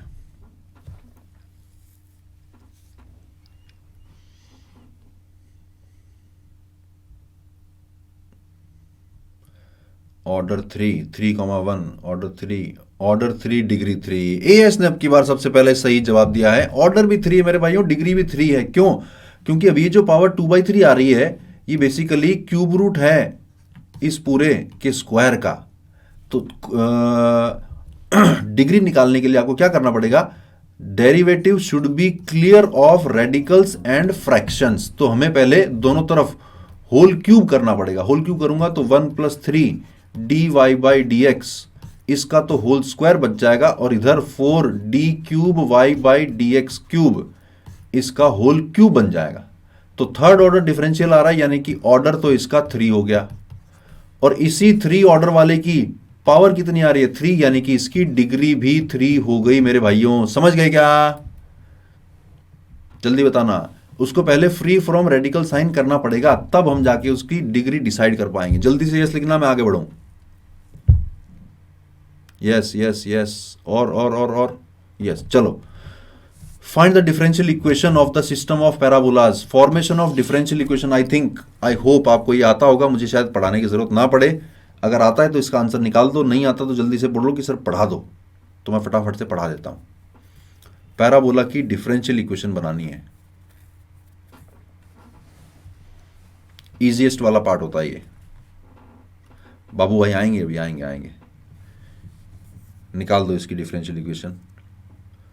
जहां आपको dy/dx लिखना हो वहां y1 लिख दो, जहां आपको d2y/dx को लिखना हो वहां y2 लिख दो। मैं समझाऊंगा। पढ़ा दो सर, पढ़ा दो। चलो, मान लो ये पैराबोला होता y² = 4ax। तो ये जो a है, ये a क्या कर रहा है? a कर रहा है कि आप a की वैल्यू चेंज करते जाओ, पैराबोला चेंज होता जाएगा। a की वैल्यू चेंज करते जाओ, पैराबोला चेंज होता जाएगा। लेकिन इन सब पैराबोला की कुछ खास बात दिख रही है ना? क्या खास बात दिख रही है? इन सब की एक्सिस यही है, और इन सब की डायरेक्ट्रिक्स यहीं पे इसी जगह पर, मतलब लेफ्ट में लाई कर रही है, और इन सब का वर्टेक्स भी सेम है। तो ये जो फैमिली ऑफ पैराबोला है, इन सब की मिलाकर एक डिफरेंशियल इक्वेशन है। क्यों? क्योंकि इन सब का कुछ ना कुछ एक पर्टिकुलर कैरेक्टरिस्टिक है। वो कैरेक्टरिस्टिक हमें निकालना है। कैसे निकालना है? ऐसा निकालना है कि ए गायब हो जाए, ए गायब हो जाए, क्योंकि ए को चेंज करने पर ही तो पैराबोला चेंज हो रहा है। तो डिफरेंशियल इक्वेशन पूरी फैमिली की बनेगी। तो हमने क्या किया, दोनों तरफ डिफरेंशिएट किया, तो बना 2y × dy/dx। This is equal to सीधा सीधा आ गया 4a। तो मैंने 4a की वैल्यू उठाकर यहां पे डाल दी, तो बन गया y² = 4a की value I 2y dy/dx multiplied by x। ये बन गई differential equation of this family of parabola. Question में क्या कहा है? क्वेश्चन में कहा है कि फैमिली थोड़ी सी चेंज कर रहे हैं। अब बताओ, तो क्या क्या निकाला बच्चों ने? y double dash plus y² = 0। नहीं यार, 2a नहीं, y double dash plus y² नहीं। प्रांशु तुम्हारा गड़बड़ है, AP का भी गड़बड़ है। y1² + 2y y2 = 4 शायद गड़बड़ है। नहीं, ये पार्ट तुम्हें आता नहीं है। मैं थोड़ी देर के लिए चैट को ऑफ कर रहा हूं, तुम्हें समझा रहा हूं, ध्यान से देखना। ये पार्ट तुम्हें आता नहीं है, मुझे थोड़ा और डिटेल में पढ़ाना चाहिए था। ध्यान से सुनना। अब की बार जो पैराबोला है उसमें दो आर्बिट्ररी कांस्टेंट आ गए हैं, a और b। तो हमें दोनों को गायब करना पड़ेगा। दोनों को गायब करने के लिए डेफिनेट क्लियर दिख रहा है कि हमें 2 बार डिफरेंशिएट करना पड़ेगा। एक बार डिफरेंशिएट होने पर एक वेरिएबल गायब होता है, 2 बार डिफरेंशिएट होने पर दूसरा वेरिएबल गायब होता है। जरूरी नहीं गायब होता हो, लेकिन ऐसी 2 इक्वेशन आ जाती हैं। एक बार डिफरेंशिएट किया, एक इक्वेशन बन गई, दूसरी बार डिफरेंशिएट किया, 2 इक्वेशन बन गई। हमें a और b को ही तो गायब करना है। a और b आर्बिट्ररी कांस्टेंट है, इनकी वैल्यू चेंज करते जाओगे तो पैराबोला चेंज होता जाएगा। हम उन सारे पैराबोलाज की एक डिफरेंशियल इक्वेशन बनाना चाह रहे हैं कि जितनी भी चीजें सबका कोई एक कॉमन कैरेक्टरिस्टिक हो। तो मेरे पास जो y² = 4a × x - b लिखा हुआ है, 2 बार डिफरेंशिएट मुझे करना ही पड़ेगा, क्योंकि 2 पैरामीटर हैं a और b, आर्बिट्ररी कांस्टेंट बोलते हैं इनको। तो एक बार डिफरेंशिएट किया तो बना 2y × dy/dx, या एक काम करते हैं, इसको dy/dx को 2y × y' ही लिख लेते हैं। This is equal to 4a। अल तो 4 ही आएगा। एक बार और डिफरेंशिएट करना ही है तो कर लेते हैं। 2 तो बाहर पड़ा हुआ है, y × y' को डिफरेंशिएट कर रहा हूं यूजिंग मल्टीप्लीकेशन रूल। तो y को कांस्टेंट माना, y' का differentiation y double dash plus अगली बार y' को कांस्टेंट माना, इसको कांस्टेंट माना, इसका डिफरेंशिएशन यानी कि y'। This is equal to 4a का डिफरेंशिएशन 0। तो ये 2 भी गायब कर देता हूं, और y डबल डैश को लिख दिया मैंने y × d2y/dx²। और यहां पे देखो y डैश का होल स्क्वायर बन रहा है, यानी कि dy बाई डी एक्स का whole square, this is equal to zero. ऐसा भी लिख सकते हो, ऐसा भी लिख सकते हो। ऐसा लिखते हैं तो थोड़ा फैंसी लगता है कि हाँ यार डिफरेंशियल इक्वेशन पढ़ रहे हैं। क्लियर हुआ हो तो जल्दी से बता देना कि कैसे। पहले तो ये पहचानना है कि आर्बिट्ररी कांस्टेंट कितने हैं, यानी मुझे उतनी इक्वेशन चाहिए उनको गायब करने के लिए। तो उतनी इक्वेशन कहां से आएगी? उतनी ही बार डिफरेंशिएट करके आएगी।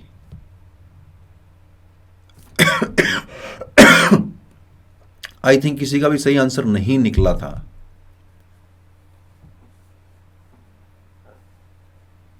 Answer is zero sir, zero का आंसर है यार। डिफरेंशियल इक्वेशन फॉर्म करनी है तो ये पूरी की पूरी, ये पूरी डिफरेंशियल इक्वेशन, अरे इक्वेशन का मतलब लेफ्ट में कुछ आएगा राइट में कुछ आएगा। Clear clear clear. चलो मैंने देखा नहीं होगा, मिस हो गया मेरे से। चलो आगे बढ़ते हैं। तो डिफरेंशियल इक्वेशन बहुत सारी टाइप की है और हर टाइप को आपको पहचान लगो, अगर हर टाइप को आप सही से पहचान लोगे तो उस डिफरेंशियल इक्वेशन को सिंप्लीफाई करना बड़ा आसान हो जाएगा।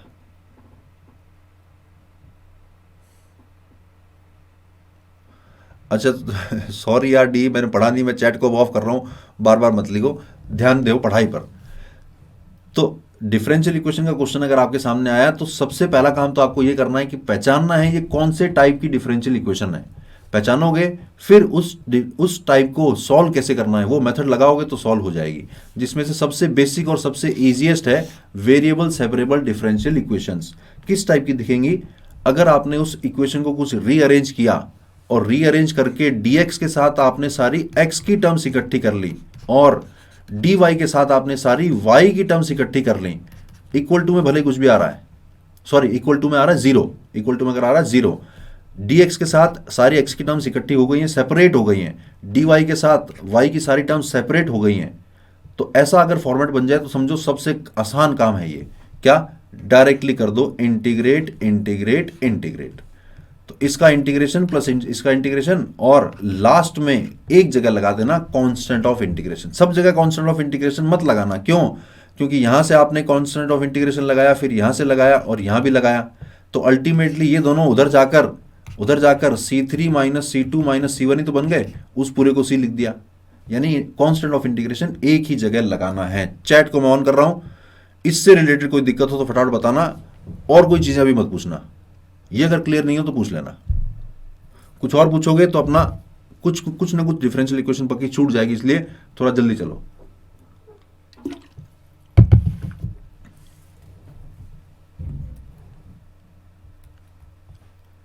जो बच्चे नहीं लिख रहे हैं मतलब उनको क्लियर नहीं है। No sir not clear. यार वेरिएबल सेपरेबल इक्वेशन तुम्हें क्लियर नहीं है यार। तुम्हारा बोर्ड का भी एग्जाम आ रहा है, जेमेंस का भी एग्जाम आ रहा है, पढ़ाई तुमने कम करी है। डिफरेंशियल इक्वेशन में अगर आप dx के साथ सारी x की टर्म्स इकट्ठी कर पाए और dy के साथ सारी y की टर्म्स अगर इकट्ठी कर पाए और इक्वल टू में अगर जीरो बन जाए तो कुछ नहीं, इसको भी इंटीग्रेट कर देना, इसको भी इंटीग्रेट कर देना और इसको भी इंटीग्रेट कर देना। इसका इंटीग्रेशन जो आए वो निकालना पड़ेगा, इसका इंटीग्रेशन जो आए वो निकालना पड़ेगा। कांस्टेंट ऑफ इंटीग्रेशन हर जगह मत लगाना, सिर्फ एक जगह लगा देना कांस्टेंट ऑफ इंटीग्रेशन, क्योंकि जीरो का इंटीग्रेशन एक कांस्टेंट, कांस्टेंट का डिफरेंशिएशन जीरो। क्लियर? चलो कर दो फटाफट से ये वाला question. dy by d x is equal to sine of x plus y. मैं नहीं कहूंगा कि ये वेरिएबल सेपरेबल हो सकती है, पर मैं ये कहूंगा कि अगर आप थोड़ा सा दिमाग लगाओ तो इसको वेरिएबल सेपरेबल बनाया जा सकता है। देखते हैं कौन सही जवाब निकालता है और जल्दी निकालता है।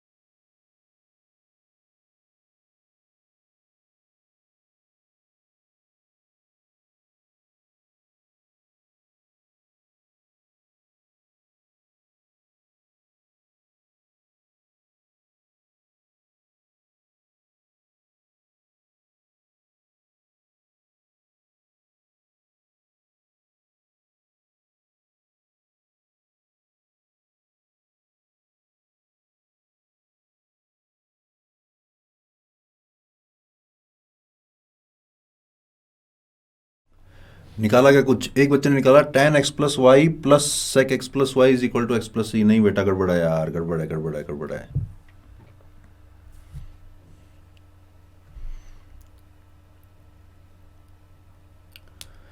Sine minus cos x minus cos y, अरे इक्वल टू में क्या है यार?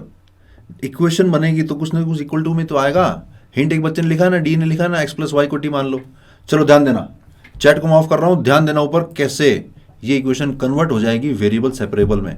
साइन के अंदर एक्स और वाई दोनों आ गए, साइन के अंदर आ गए। आप अब आप कुछ भी कर लो, कुछ भी कितना भी जोर लगा लो, ये दोनों अलग नहीं हो पाएंगे क्योंकि साइन के अंदर बैठे हैं, कवच लगा हुआ उनके ऊपर। तो क्वेश्चन खुद चिल्ला चिल्ला के कह रहा है कि भैया एक काम करो, एक्स प्लस वाई को थोड़ी देर के लिए टी मान लो, कम से कम साइन के अंदर एक अकेला टी तो आएगा, इंटीग्रेट तो कर पाऊंगा। साइन के अंदर दोनों एक्स और वाई आगे, इंटीग्रेट कैसे होगा? तो एक्स प्लस वाई को जैसे ही मैंने टी डाला, अब इसको मैं डिफरेंशिएट कर रहा हूं विद रेस्पेक्ट टू एक्स, तो ये बन गया 1 प्लस ये बन गया d y by d x और ये बन गया d t by d x. क्यों कर रहा हूं मैं ऐसा? क्योंकि मैं पूरी इक्वेशन को टी और एक्स में कन्वर्ट करने वाला हूं, वाई को गायब करने वाला हूं। तो d y by d x की वैल्यू क्या आ रही है? D y by d x की वैल्यू आ रही है, देखो d t by d x minus 1। तो यहां पे आया d t by d x minus 1 is equal to sine x plus y बन गया साइन टी, यानी कि d t by d x is equal to क्या बना? 1 प्लस साइन टी। देखो जरा, डी टी के साथ इसको डिवाइड में ले जाऊं तो d t upon 1 plus sine t is equal to d x. D t के साथ सिर्फ टी की टर्म्स आ रही है, एक्स के साथ कोई टर्म नहीं आ रही है, तो दिक्कत थोड़ी है, इंटीग्रेट तो ही जाएगा। अब मैं कर देता हूं इसको इंटीग्रेट और इसको भी इंटीग्रेट। देखते हैं जरा, डी टी अपॉन, एक काम करो, इंटीग्रल नीचे आया मेरे पास 1 प्लस साइन टी, इसको मुझे इंटीग्रेट करना है डी टी के साथ, और इधर वाले का इंटीग्रेशन डी एक्स का इंटीग्रेशन तो एक्स हो जाएगा, और मैंने एक कॉन्स्टेंट ऑफ इंटीग्रेशन भी लगा के छोड़ दिया। 1 प्लस साइन टी को इंटीग्रेट करने के लिए एक काम करते हैं, 1 माइनस साइन टी से मल्टीप्लाई डिवाइड कर देते हैं, 1 माइनस साइन टी, तो ऊपर आ रहा है 1 माइनस साइन टी, और नीचे क्या बन गया? 1 माइनस साइन स्क्वायर टी, यानी कि cos square T. Cos square T को दोनों वालों में डिवाइड कर दो, तो पहला वाला तो सेक स्क्वायर टी बन गया और दूसरा वाला sec t into tan t बन गया। दोनों इजीली इंटीग्रेबल हैं। सॉरी, सेक स्क्वायर टी का integration tan t minus sec t tan t का integration sec t, equal to में क्या आ रहा था? इक्वल टू में आ रहा था एक्स प्लस सी। अब टी की वैल्यू डालना ना भूलें, टी की वैल्यू है एक्स प्लस वाई, तो आंसर आया tan of x plus y minus sec of x plus y, this is equal to x plus c. इस वाले एग्जांपल में ये पर्टिकुलर एग्जांपल क्यों लिया मैंने? क्योंकि दो कैटेगरी एक साथ कवर हो गई। कौन सी दो कैटेगरी? एक तो वो कैटेगरी की इक्वेशन जो वेरिएबल सेपरेबल में रिड्यूस हो जाएगी, वो वाली इक्वेशन, और दूसरी के वेरिएबल सेपरेबल हो तो कैसी दिखेगी। अब सोचो, अगर तुम कहते कि सर हमें तो डायरेक्ट क्वेश्चन चाहिए था वेरिएबल सेपरेबल का, तो मैं तो आपको ये वाला ये क्वेश्चन देता, तो आपको खुद को दिख जाता कि सर डी वाले को इंटीग्रेट कर दो, डीएक्स वाले को इंटीग्रेट कर दो, मजा क्या आया सर। इसलिए हमने ऐसा क्वेश्चन किया जिसमें ये पता चले कि कुछ इक्वेशनें डायरेक्टली वेरिएबल सेपरेबल में रिड्यूस कैसे हो सकती है। समझाना तू।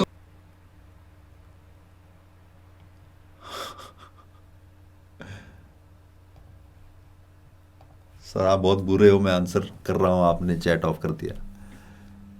सॉरी भाई यार, सॉरी शक्तिमान।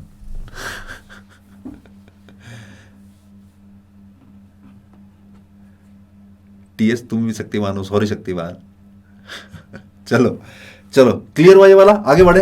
अगला है part differential equations using polar coordinates. कभी कभी इक्वेशन को देखकर पहचानना पड़ेगा कि अच्छा ये वाली इक्वेशन तो पोलर कोऑर्डिनेट से सॉल्व होगी, पोलर कोऑर्डिनेट से सॉल्व होगी। तो पोलर कोऑर्डिनेट भी दो कैटेगरी के हैं। चैट को मैं ऑफ कर रहा हूं यार, मेरा डिस्टर्बेंस जा रहा है वहां पर। अगर क्वेश्चन में आपको x d x plus y d y type की चीज और x d y minus y d x type की चीज बनती हुई दिखे तो समझ जाना कि पोलर कोऑर्डिनेट्स का इस्तेमाल होने वाला है। या फिर क्वेश्चन में x d x minus y d y, देखो इनमें फर्क देख लो, उसमें बीच में प्लस है, यहां पर बीच में माइनस है, या फिर x d y minus y d x type की चीज बनती हुई दिख जाए तो समझ जाना पोलर कोऑर्डिनेट्स का इस्तेमाल करना पड़ेगा। पोलर कोऑर्डिनेट भी दो तरह के, x equal to r cos theta and y is equal to r sine theta. x को अगर मैं मान लेता हूं, x को मान लेता हूं आर कॉस थीटा और y को मान लेता हूं अगर मैं r साइन थीटा, तो मेरे पास दो रिलेशन आ रहे हैं। क्या क्या? एक तो आ रहा है x square plus y square is equal to r square, और दूसरा आ रहा है y by x is equal to tan theta. इसको डिफरेंशिएट करता हूं इस वाली इक्वेशन को, तो देखो ये रिलेशन आ रहा है x d x plus y d y is equal to r d r, और इसको डिफरेंशिएट करता हूं तो ये वाला रिलेशन आ रहा है। ये आई होप कि पोलर कोऑर्डिनेट की कहानी आप जानते होंगे। बेसिक वाली बात मैंने आपको बता दी है कि क्वेश्चन को पहचानना कैसे है कि ये पोलर कोऑर्डिनेट से होगा, और उसमें भी और डिटेल कि अगर बीच में प्लस, इन दोनों के बीच में प्लस आ रहा हो तो r cos theta r sine theta वाला पार्ट से होगा, और इन दोनों के बीच में अगर माइनस आ रहा हो तो आर सेक थीटा और आर टेन थीटा वाला पार्ट से होगा। बताया ना मैंने ये कहां पे यूज करना है। अगर क्वेश्चन में आपको ऐसा क्रिएट होता हुआ दिखे और ऐसा क्रिएट होता हुआ दिखे, या ऐसा लिखा हुआ है एज इट इज, या फिर क्वेश्चन में आपको x d x minus y d y और x d y minus y d x as it is लिखा हुआ हो, तो आपको लगाना है पोलर कोऑर्डिनेट्स। क्लियर हो तो करो ये वाला क्वेश्चन।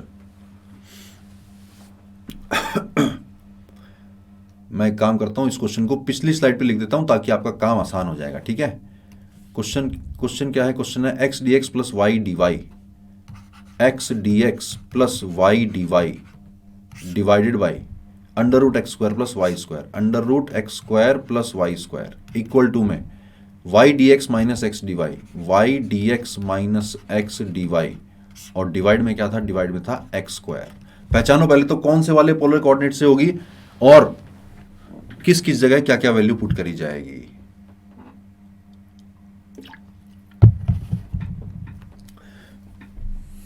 मैं ये एक्सपेक्ट कर रहा हूं कि पोलर कोऑर्डिनेट आपने एनसीईआरटी में कर रखे होंगे, इसलिए मुझे, हाँ वो तरीका भी है, बिल्कुल सही है बेटा, उस तरीके से भी हो सकता है, लेकिन फिलहाल अपन को प्रैक्टिस करनी है पोलर कोऑर्डिनेट्स की।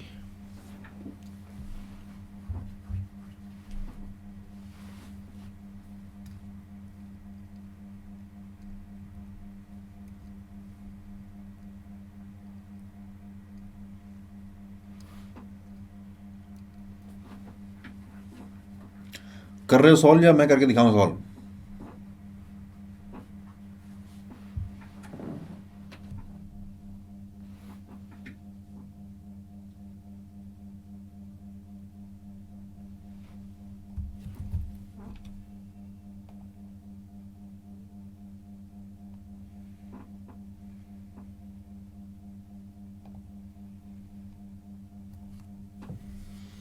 चलो ले लो टाइम, ले लो 1 मिनट का, कोई बात नहीं।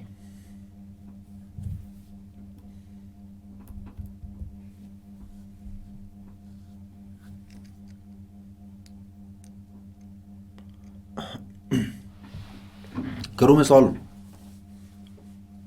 डी ने बोला सर 1 मिनट रुको, चलो 1 मिनट रुक जाता हूं मैं। निकाला कुछ बच्चों ने निकाला, क्या निकाला है?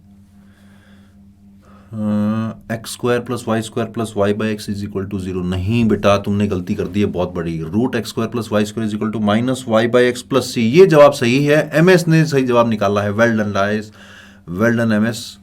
तुम्हारा नाम तो मैं नहीं जानता हूं, लेकिन तुमने सही जवाब निकाला है। Good good good good. चलो ध्यान देना भैया, क्वेश्चन में देखो x d x plus y d y, तो x d x plus y d y दिख रहा है, इसका मतलब, और दूसरा y d x minus x d y, बात तो सेम ही है ना। यानी कौन सा वाला पोलर काम में आएगा? x equal to r cos theta और y equal to r sine theta वाला काम में आएगा।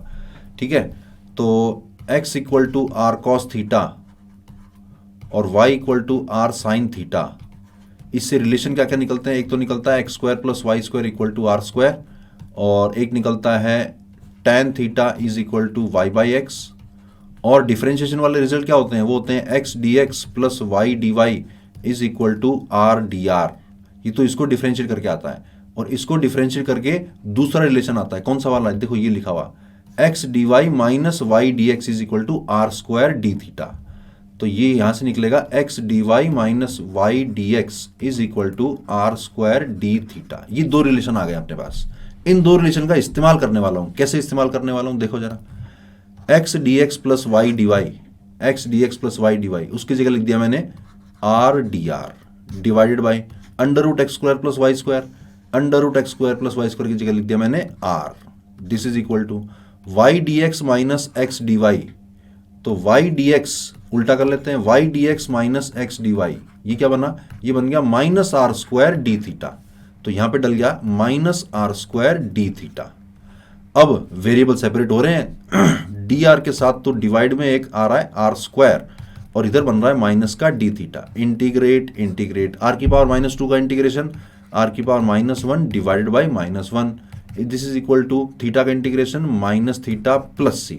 तो माइनस को उड़ा देते हैं तो बन जाएगा 1/r is equal to theta, और उसको कुछ मैंने सी डैश कर दिया, क्रॉस मल्टीप्लाई कर लूं क्या?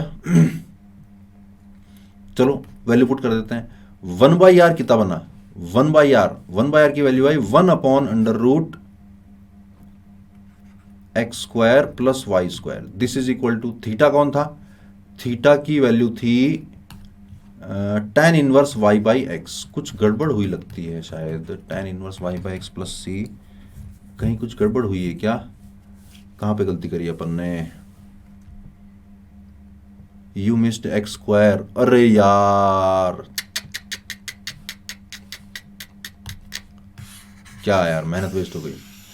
तुम्हारे संपर्क में आकर मुझसे भी कैलकुलेशन मिस्टेक बहुत होने लग गई है। डिवाइडेड बाई x² और पुट करना है, x² क्या है, x² है r² cos² थीटा। अल्लाह, ये तो बहुत ही आसान था यार, r और r तो कैंसिल हो गया, r² भी कैंसिल हो गया, इधर तो बचा है सिर्फ dr और इधर बचा है माइनस के साथ sec² थीटा डी थीटा। अल्लाह, तो dr का तो आया r, यहाँ पे आया माइनस का tan थीटा और आया प्लस में c।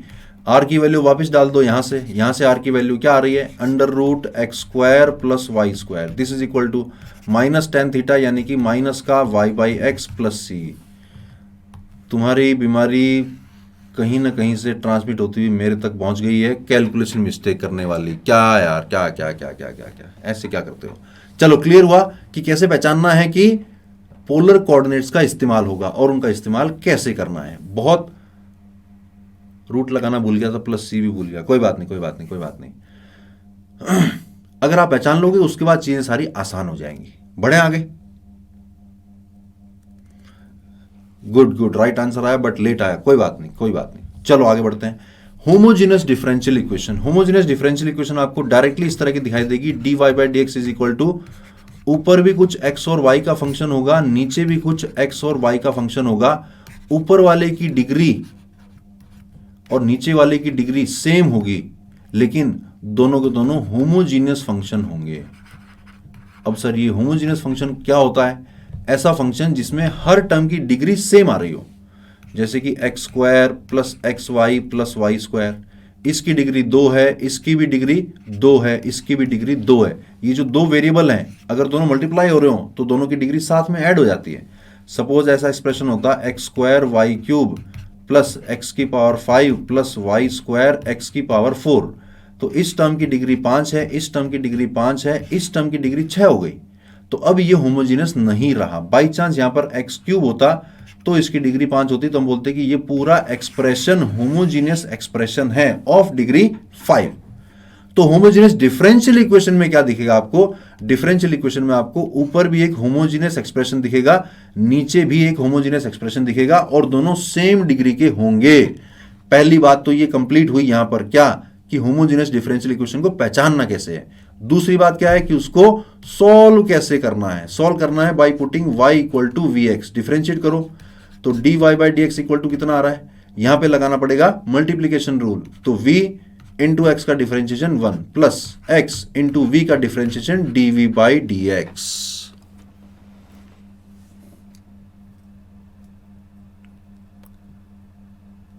समझ गए क्या? डिफरेंशियल होमोजीनियस डिफरेंशियल इक्वेशन कैसे पहचाननी है और कैसे सॉल्व करनी है। हाँ बिल्कुल बिल्कुल बिल्कुल बिल्कुल सही डाउट था कि कभी कभी x इक्वल टू vy भी पुट करना पड़ सकता है, या पुट करोगे तो क्वेश्चन थोड़ा और सिंप्लीफाई हो सकता है डिपेंडिंग ऑन द क्वेश्चन, पर y इक्वल टू vx से मैक्सिमम टाइम आपका काम चल जाएगा। चले आगे। चलो करो जरा फटाफट से ये वाला क्वेश्चन। अब की बार गिवन है y1 की वैल्यू 1, यानी अब की बार कोई कांस्टेंट ऑफ इंटीग्रेशन नहीं आएगा, अब की बार तो पर्टिकुलर सॉल्यूशन निकलेगा। पर्टिकुलर सॉल्यूशन समझते हो ना, कि कांस्टेंट ऑफ इंटीग्रेशन की वैल्यू निकल जाएगी।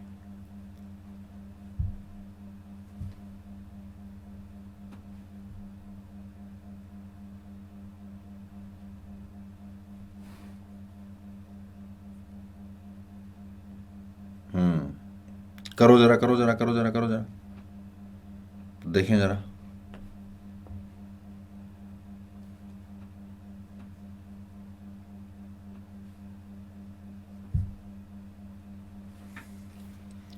Degree of the equation equal to 2, मैं डिग्री थोड़ी पूछ रहा हूँ यार, मैं तो इस इक्वेशन को सॉल्व करने का कह रहा हूँ। पहली बात तो तुमने जो आंसर दिया वो भी गड़बड़ है।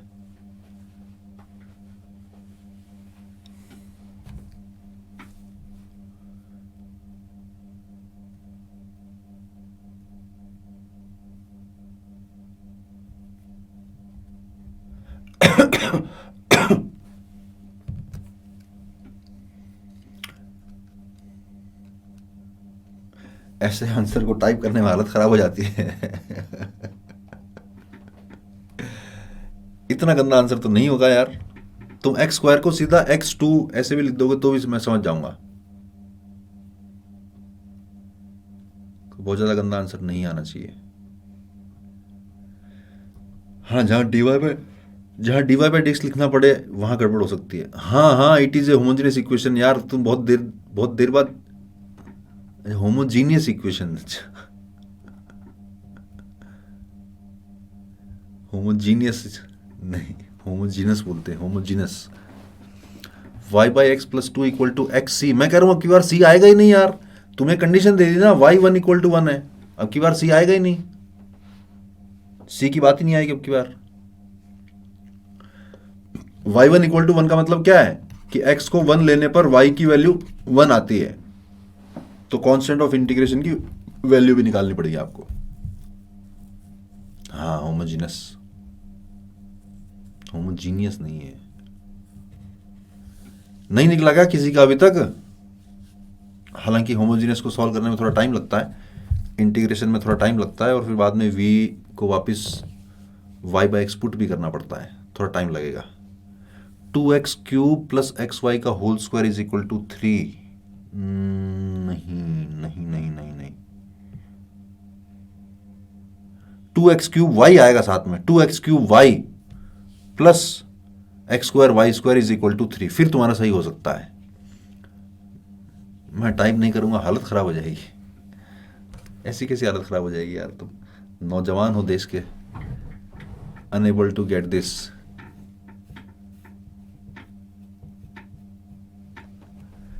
चलो मैं कर देता हूं सॉल्व। चैट को मैं थोड़ी देर के लिए ऑफ कर रहा हूं। ध्यान से देखना, होमोजेनियस डिफरेंशियल इक्वेशन कैसे सॉल्व करनी है, ध्यान से देखना। ये फॉर्मेट बनाओ पहले तो, यानी कि d y by d x को पहले एक तरफ इकट्ठा करो।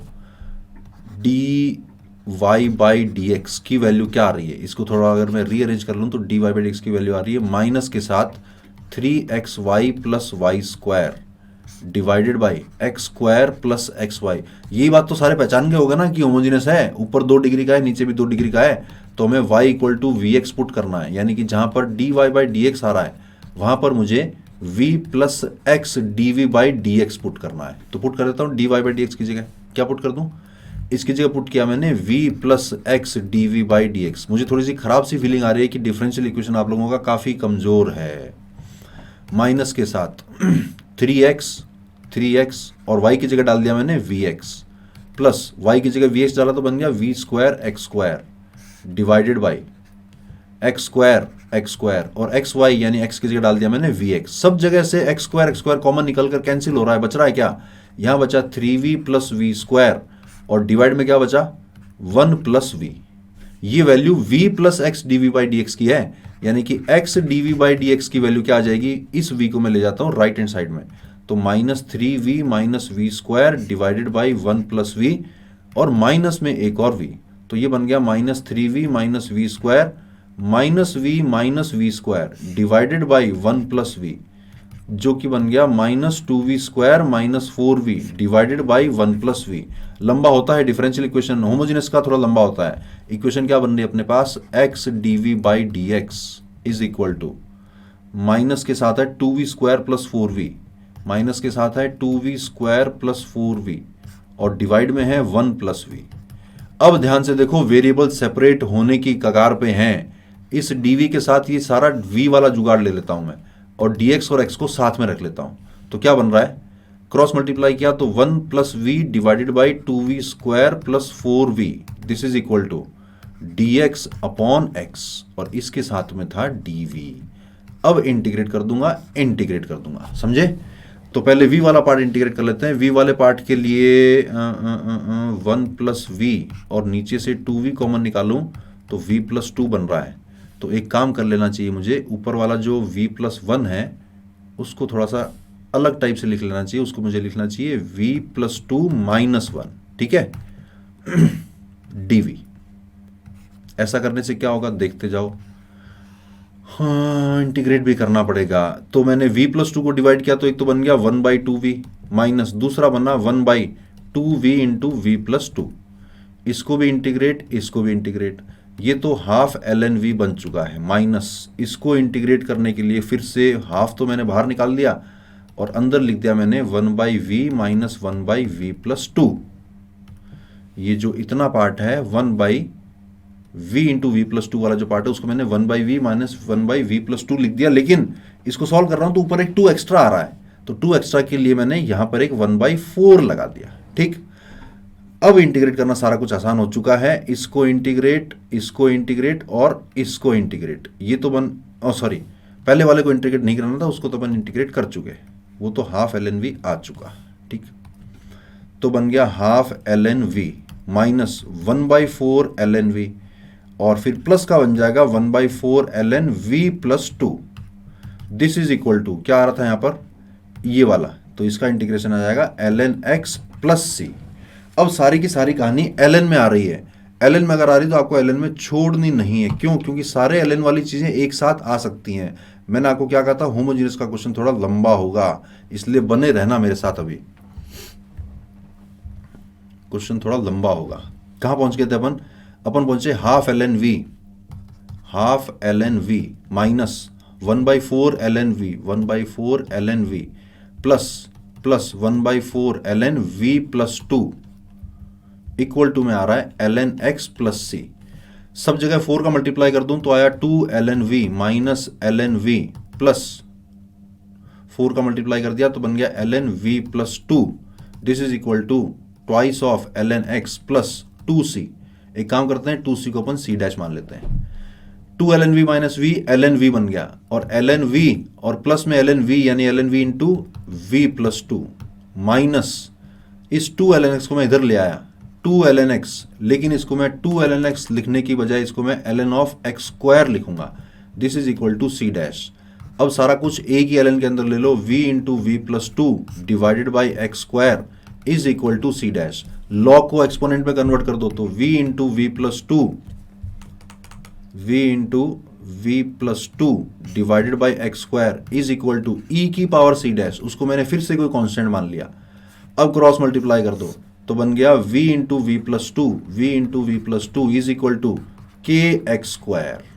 अब v की वैल्यू डाल दो। v कौन है? v है y by x into y by x plus 2 is equal to k x square.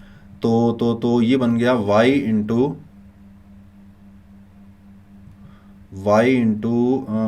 Y plus 2x is equal to k x cube. ऐसा ही कुछ आ रहा था क्या?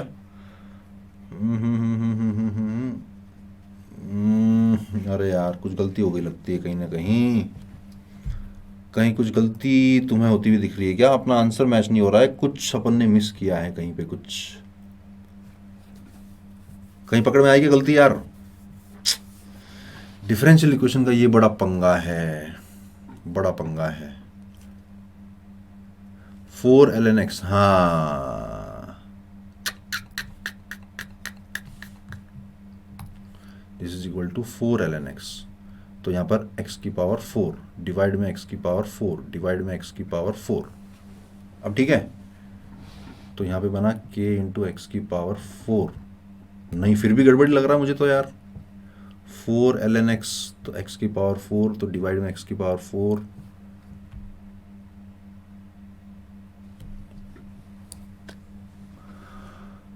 अरे नेगेटिव साइन विद dx। चलो फिर एक काम करते हैं, इसको अपन होमवर्क के लिए छोड़ते हैं। मैं करेक्ट आंसर आपको बता देता हूं। तरीका मैंने पूरा एक्सप्लेन कर दिया है। जो एक मिस्टेक हुई है उसको आप ठीक करके नेक्स्ट क्लास में मुझे ये आंसर निकाल के दिखाएंगे। X square y into 2x plus y is equal to 3, ये निकाल कर आपको दिखाना है। कहीं ना कहीं कैलकुलेशन मिस्टेक हुई है, इसलिए मैं आपको बोल रहा हूं इस क्वेश्चन को घर से करके लाना। अभी इतना टाइम नहीं बचा है, क्यों? क्योंकि हमें अभी लीनियर डिफरेंशियल इक्वेशन जो कि इंपॉर्टेंट है वो भी पढ़नी है, ठीक है? करके लाना। नहीं होगा तो नेक्स्ट क्लास में मैं दोबारा कर दूंगा, कोई बात नहीं, पर यहां कुछ ना कुछ मिस्टेक हुई है, आप उसको करेक्ट कर लेना, ठीक है? नेक्स्ट अपन very very important part discuss करते हैं, linear differential equation.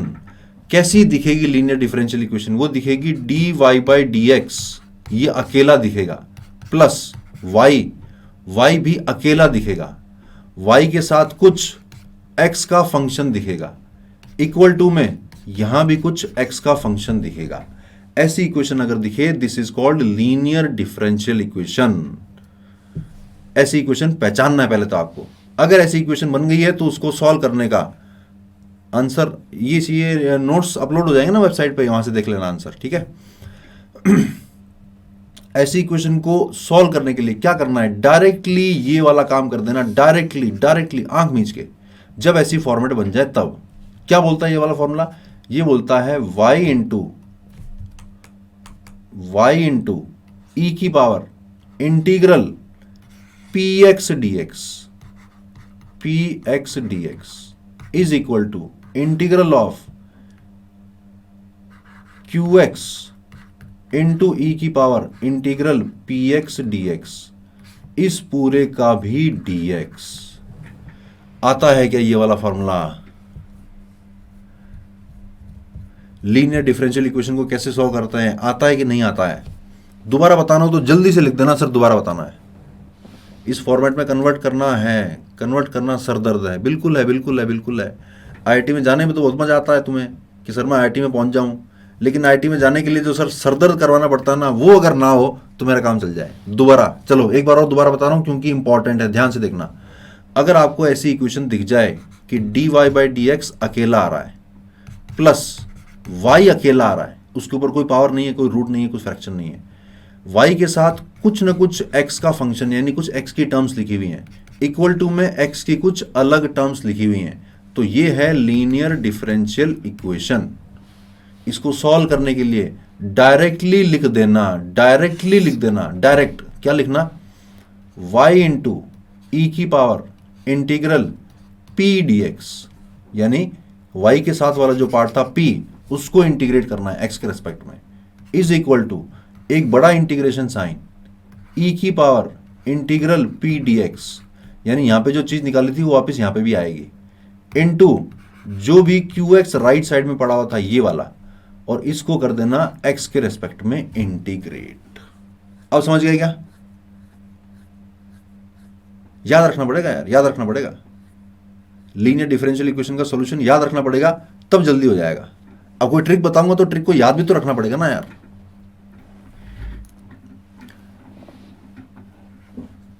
Y doesn't come with integrating factor, क्योंकि इसका जवाब थोड़ा लंबा है, मैं इस क्लास के लिए नहीं मैं जवाब नहीं दे पाऊंगा, लंबा है जवाब। चलो करो फिर ये वाला क्वेश्चन फटाफट से, क्लियर हो गया तो कर लो।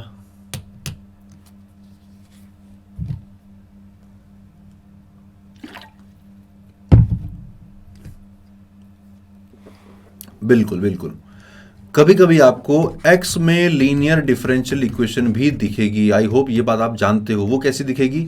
dx बाई डी वाई दिखेगा, x अकेला दिखेगा, y का कुछ फंक्शन दिखेगा, और इधर भी y का कुछ फंक्शन दिखेगा। ऐसे में आपको जहां जहां वहां y था वहां x डाल देना, जहां जहां x था वहां y डाल देना, फॉर्मूला वही वाला काम में आएगा।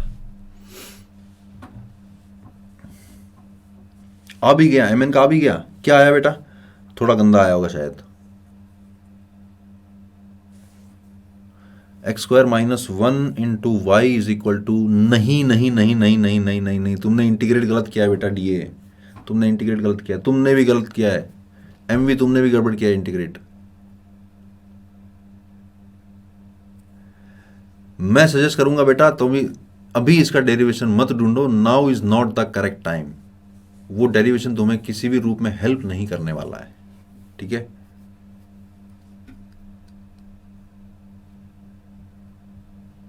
वो तुम्हारा टाइम ही जाया करेगा बस।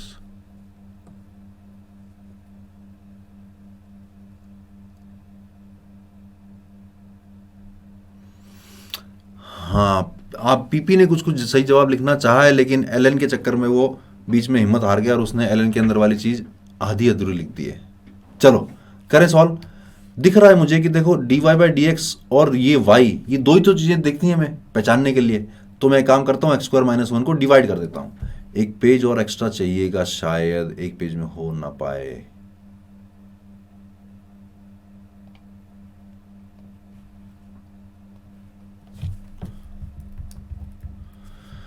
तो x² - 1 से डिवाइड किया तो बन गया dy by d x plus 2x upon x² - 1। इतने पार्ट को मैंने अलग कर लिया, एक y पड़ा हुआ है। This is equal to 1 upon x² - 1 का होल स्क्वायर। सब जगह मैंने x² - 1 को डिवाइड कर दिया, तो दिख गया ना, ये वाला पार्ट मेरा px है और ये वाला पार्ट मेरा qx है। मुझे पता है कि e की पावर इंटीग्रल px dx बार बार काम में आता है, तो पहले निकाल लेते हैं इसको। e की पावर इंटीग्रल, तो e की पावर कोई मारो गोली ना, सीधा इंटीग्रल px निकाल लो, जो कि है 2x अपॉन x² - 1। इसका इंटीग्रेशन तो क्लियरली दिख रहा है मुझे, इसका इंटीग्रेशन तो ln ऑफ x² - 1 आएगा। क्यों? x² - 1 को जैसे t मानूंगा ऊपर वाला पूरा dt बन जाएगा। और इसको अगर मैंने e की पावर में लगा दिया तो e की पावर ln ऑफ x² - 1, ये भी आप समझते हो कि ये सिर्फ x² - 1 ही बन जाएगा। यानी इंटीग्रेटिंग फैक्टर मेरा बड़ा आसान सा आ रहा है। क्या आ रहा है? x² - 1 आ रहा है। तो y into integrating factor is equal to integral of integrating factor into qx में क्या पड़ा हुआ था? वो पड़ा था 1 अपॉन x² - 1 का होल स्क्वायर dx। तो एक x² - 1 कैंसिल हो गया, यानी कि y into x² - 1 is equal to ln ये dx अपॉन x² - a² वाली स्टैंडर्ड फॉर्मेट है, जो कि होती है 1/2a ln x - 1 upon x + 1 plus में आ जाएगा एक लास्ट में कांस्टेंट ऑफ इंटीग्रेशन। बहुत सारे बच्चों ने जवाब लिखा है, मैं सबका पढ़ नहीं पा रहा हूं। करेक्ट जवाब मैंने आपको बता दिया है, अब आप खुद चेक कर लो। ये है final answer, y into x² - 1 is equal to half of ln of x - 1 upon x + 1 का मॉड। लिख ही रहा था ln वाला, कोई बात नहीं। आई थिंक कुछ बच्चों ने सही निकाला है। हाँ, प्रांशु ने सही निकाला है, मयंक ने सही निकाला है, कुछ बच्चों ने सही निकाला है। Good good good. चलो आगे बढ़ते हैं आगे बढ़ते हैं। ये वाला क्वेश्चन कर लिया अपन ने, ये वाला क्वेश्चन और कर दो फटाफट से। x + 2y³ into dy by d x is equal to y।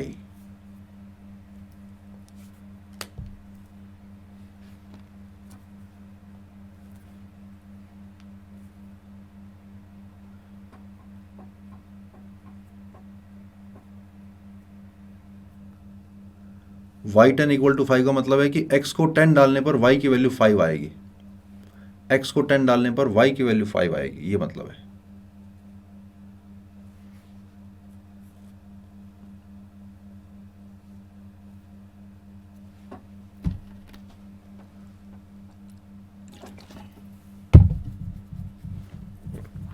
Similar sum है तो निकाल दो फटाफट से। इसका आंसर तो आएगा भी सिंपल सा।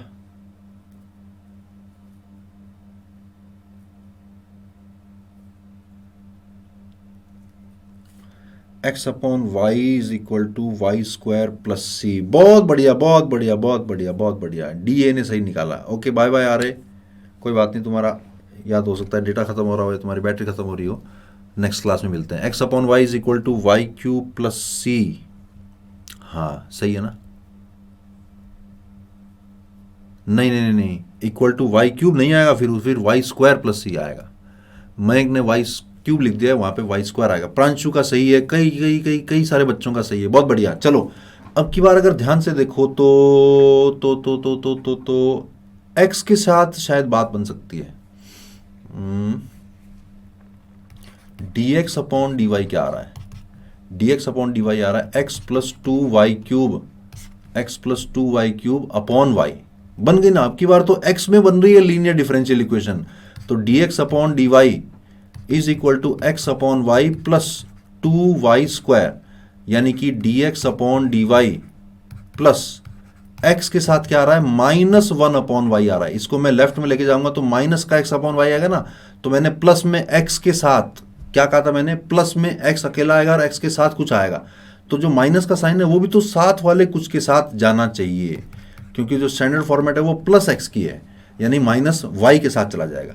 अब बड़ा आसान हो चुका है। क्या इंटीग्रेटिंग फैक्टर निकाल लेते हैं। इंटीग्रेटिंग फैक्टर आएगा ई की power integral -1 upon y d y which is e की power minus of l n y which is e की power l n of 1 upon y which is 1 upon y.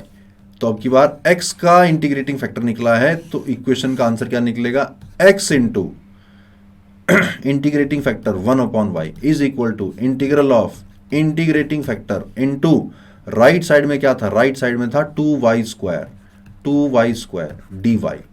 तो बन गया x upon y is equal to integral में बच रहा है 2y यानी कि y square plus c. This is our final answer. कई सारे बच्चों का निकला था सही और बहुत सारे बच्चों ने पहचान भी जल्दी लिया था कि अब की बार ये x में लीनियर डिफरेंशियल इक्वेशन है। बहुत बढ़िया, चले आगे, जल्दी से बताओ, चले आगे।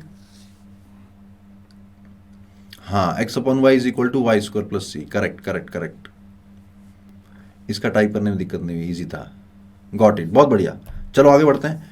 Equations reducible to linear differential equation, ऐसी कोई फॉर्म हो कि dy बाई डी एक्स अकेला तो था, y भी अकेला था, y के साथ कुछ px दिखाई भी दिया, लेकिन राइट साइड में कुछ y की पावर n दिखाई दे गई qx के साथ। जैसे पिछली बार qx अकेला था, अब की बार कुछ y की पावर n दिखाई दे गई। तो ये लीनियर डिफरेंशियल इक्वेशन नहीं है, लेकिन this can be converted into linear differential equation. कैसे, y की पावर n से सब जगह डिवाइड कर देना।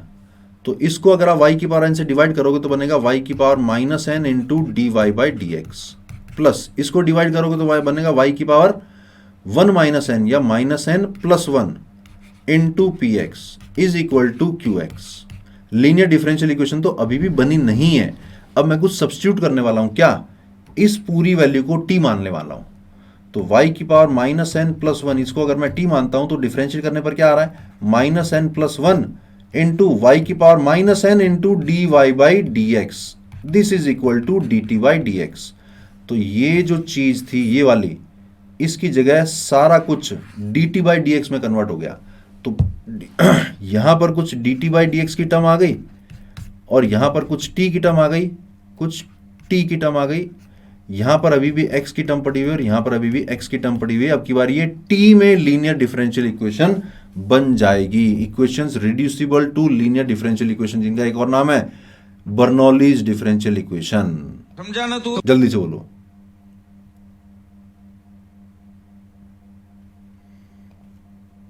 करें क्वेश्चन इसके ऊपर।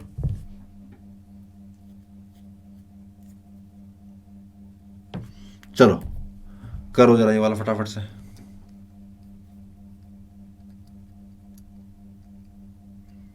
तीन मिनट बचे हैं, जल्दी से इसका आंसर निकाल दो।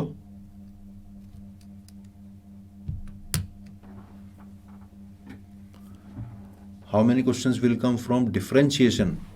डिफरेंशिएशन अपने आप में एक बड़ा चैप्टर है जिसमें सारा कुछ कवर हो गया। क्या क्या कवर हो गया, मेथड ऑफ डिफरेंशिएशन और एप्लीकेशन ऑफ डेरिवेटिव, ये सारा कुछ कवर हो गया। दोनों में से 2 क्वेश्चन तो पक्के आ जाएंगे। एक आधा मैक्सिमा मिनिमा पे, एक आधा टेंजेंट नॉर्मल पे या रेट मेजरमेंट पे या डायरेक्ट डिफरेंशिएशन पे।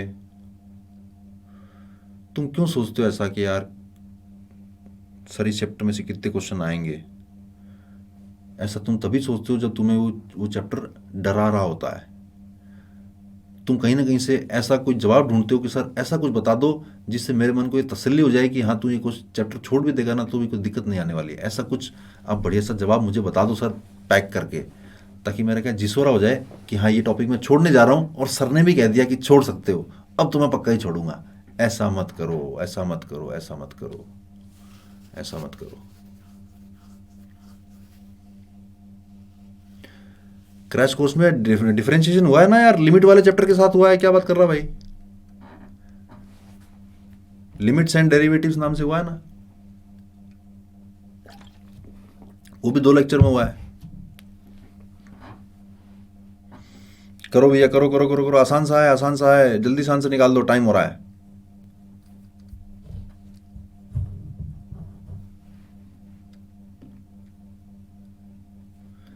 JEE mains exam which classes are there यार।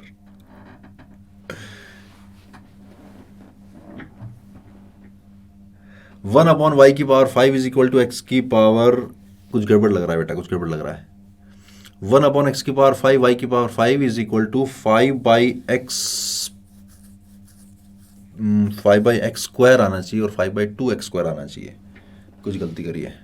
चलो टाइम हो चला है, सॉल्व कर लेते हैं फटाफट से।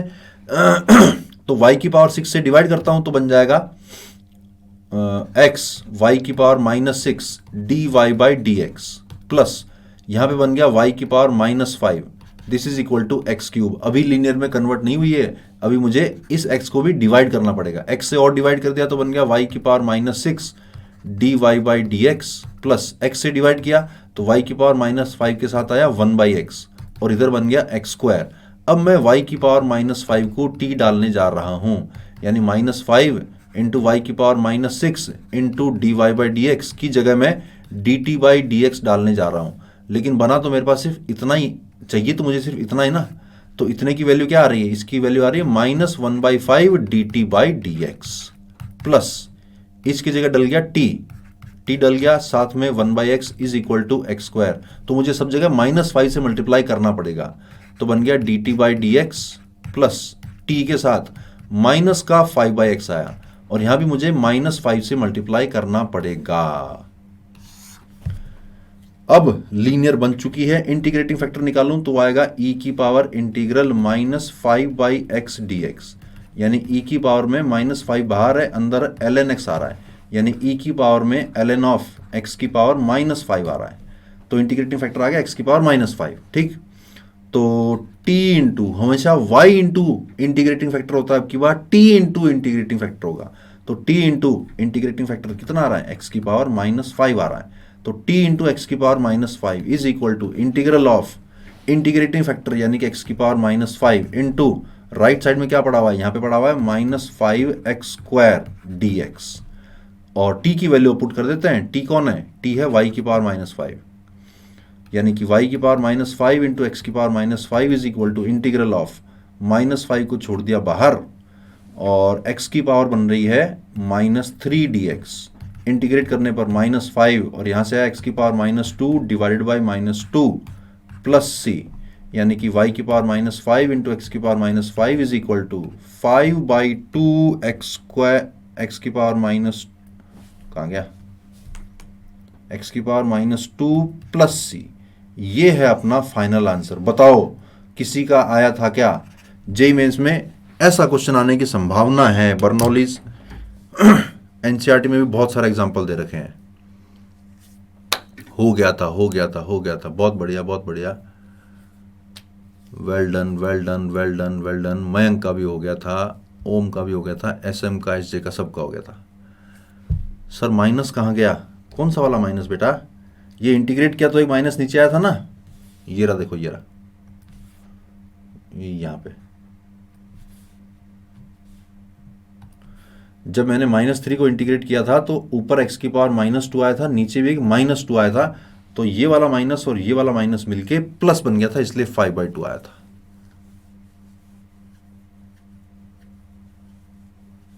ओके ओके ओके, तुमने भी ठीक निकाला। Good good good good.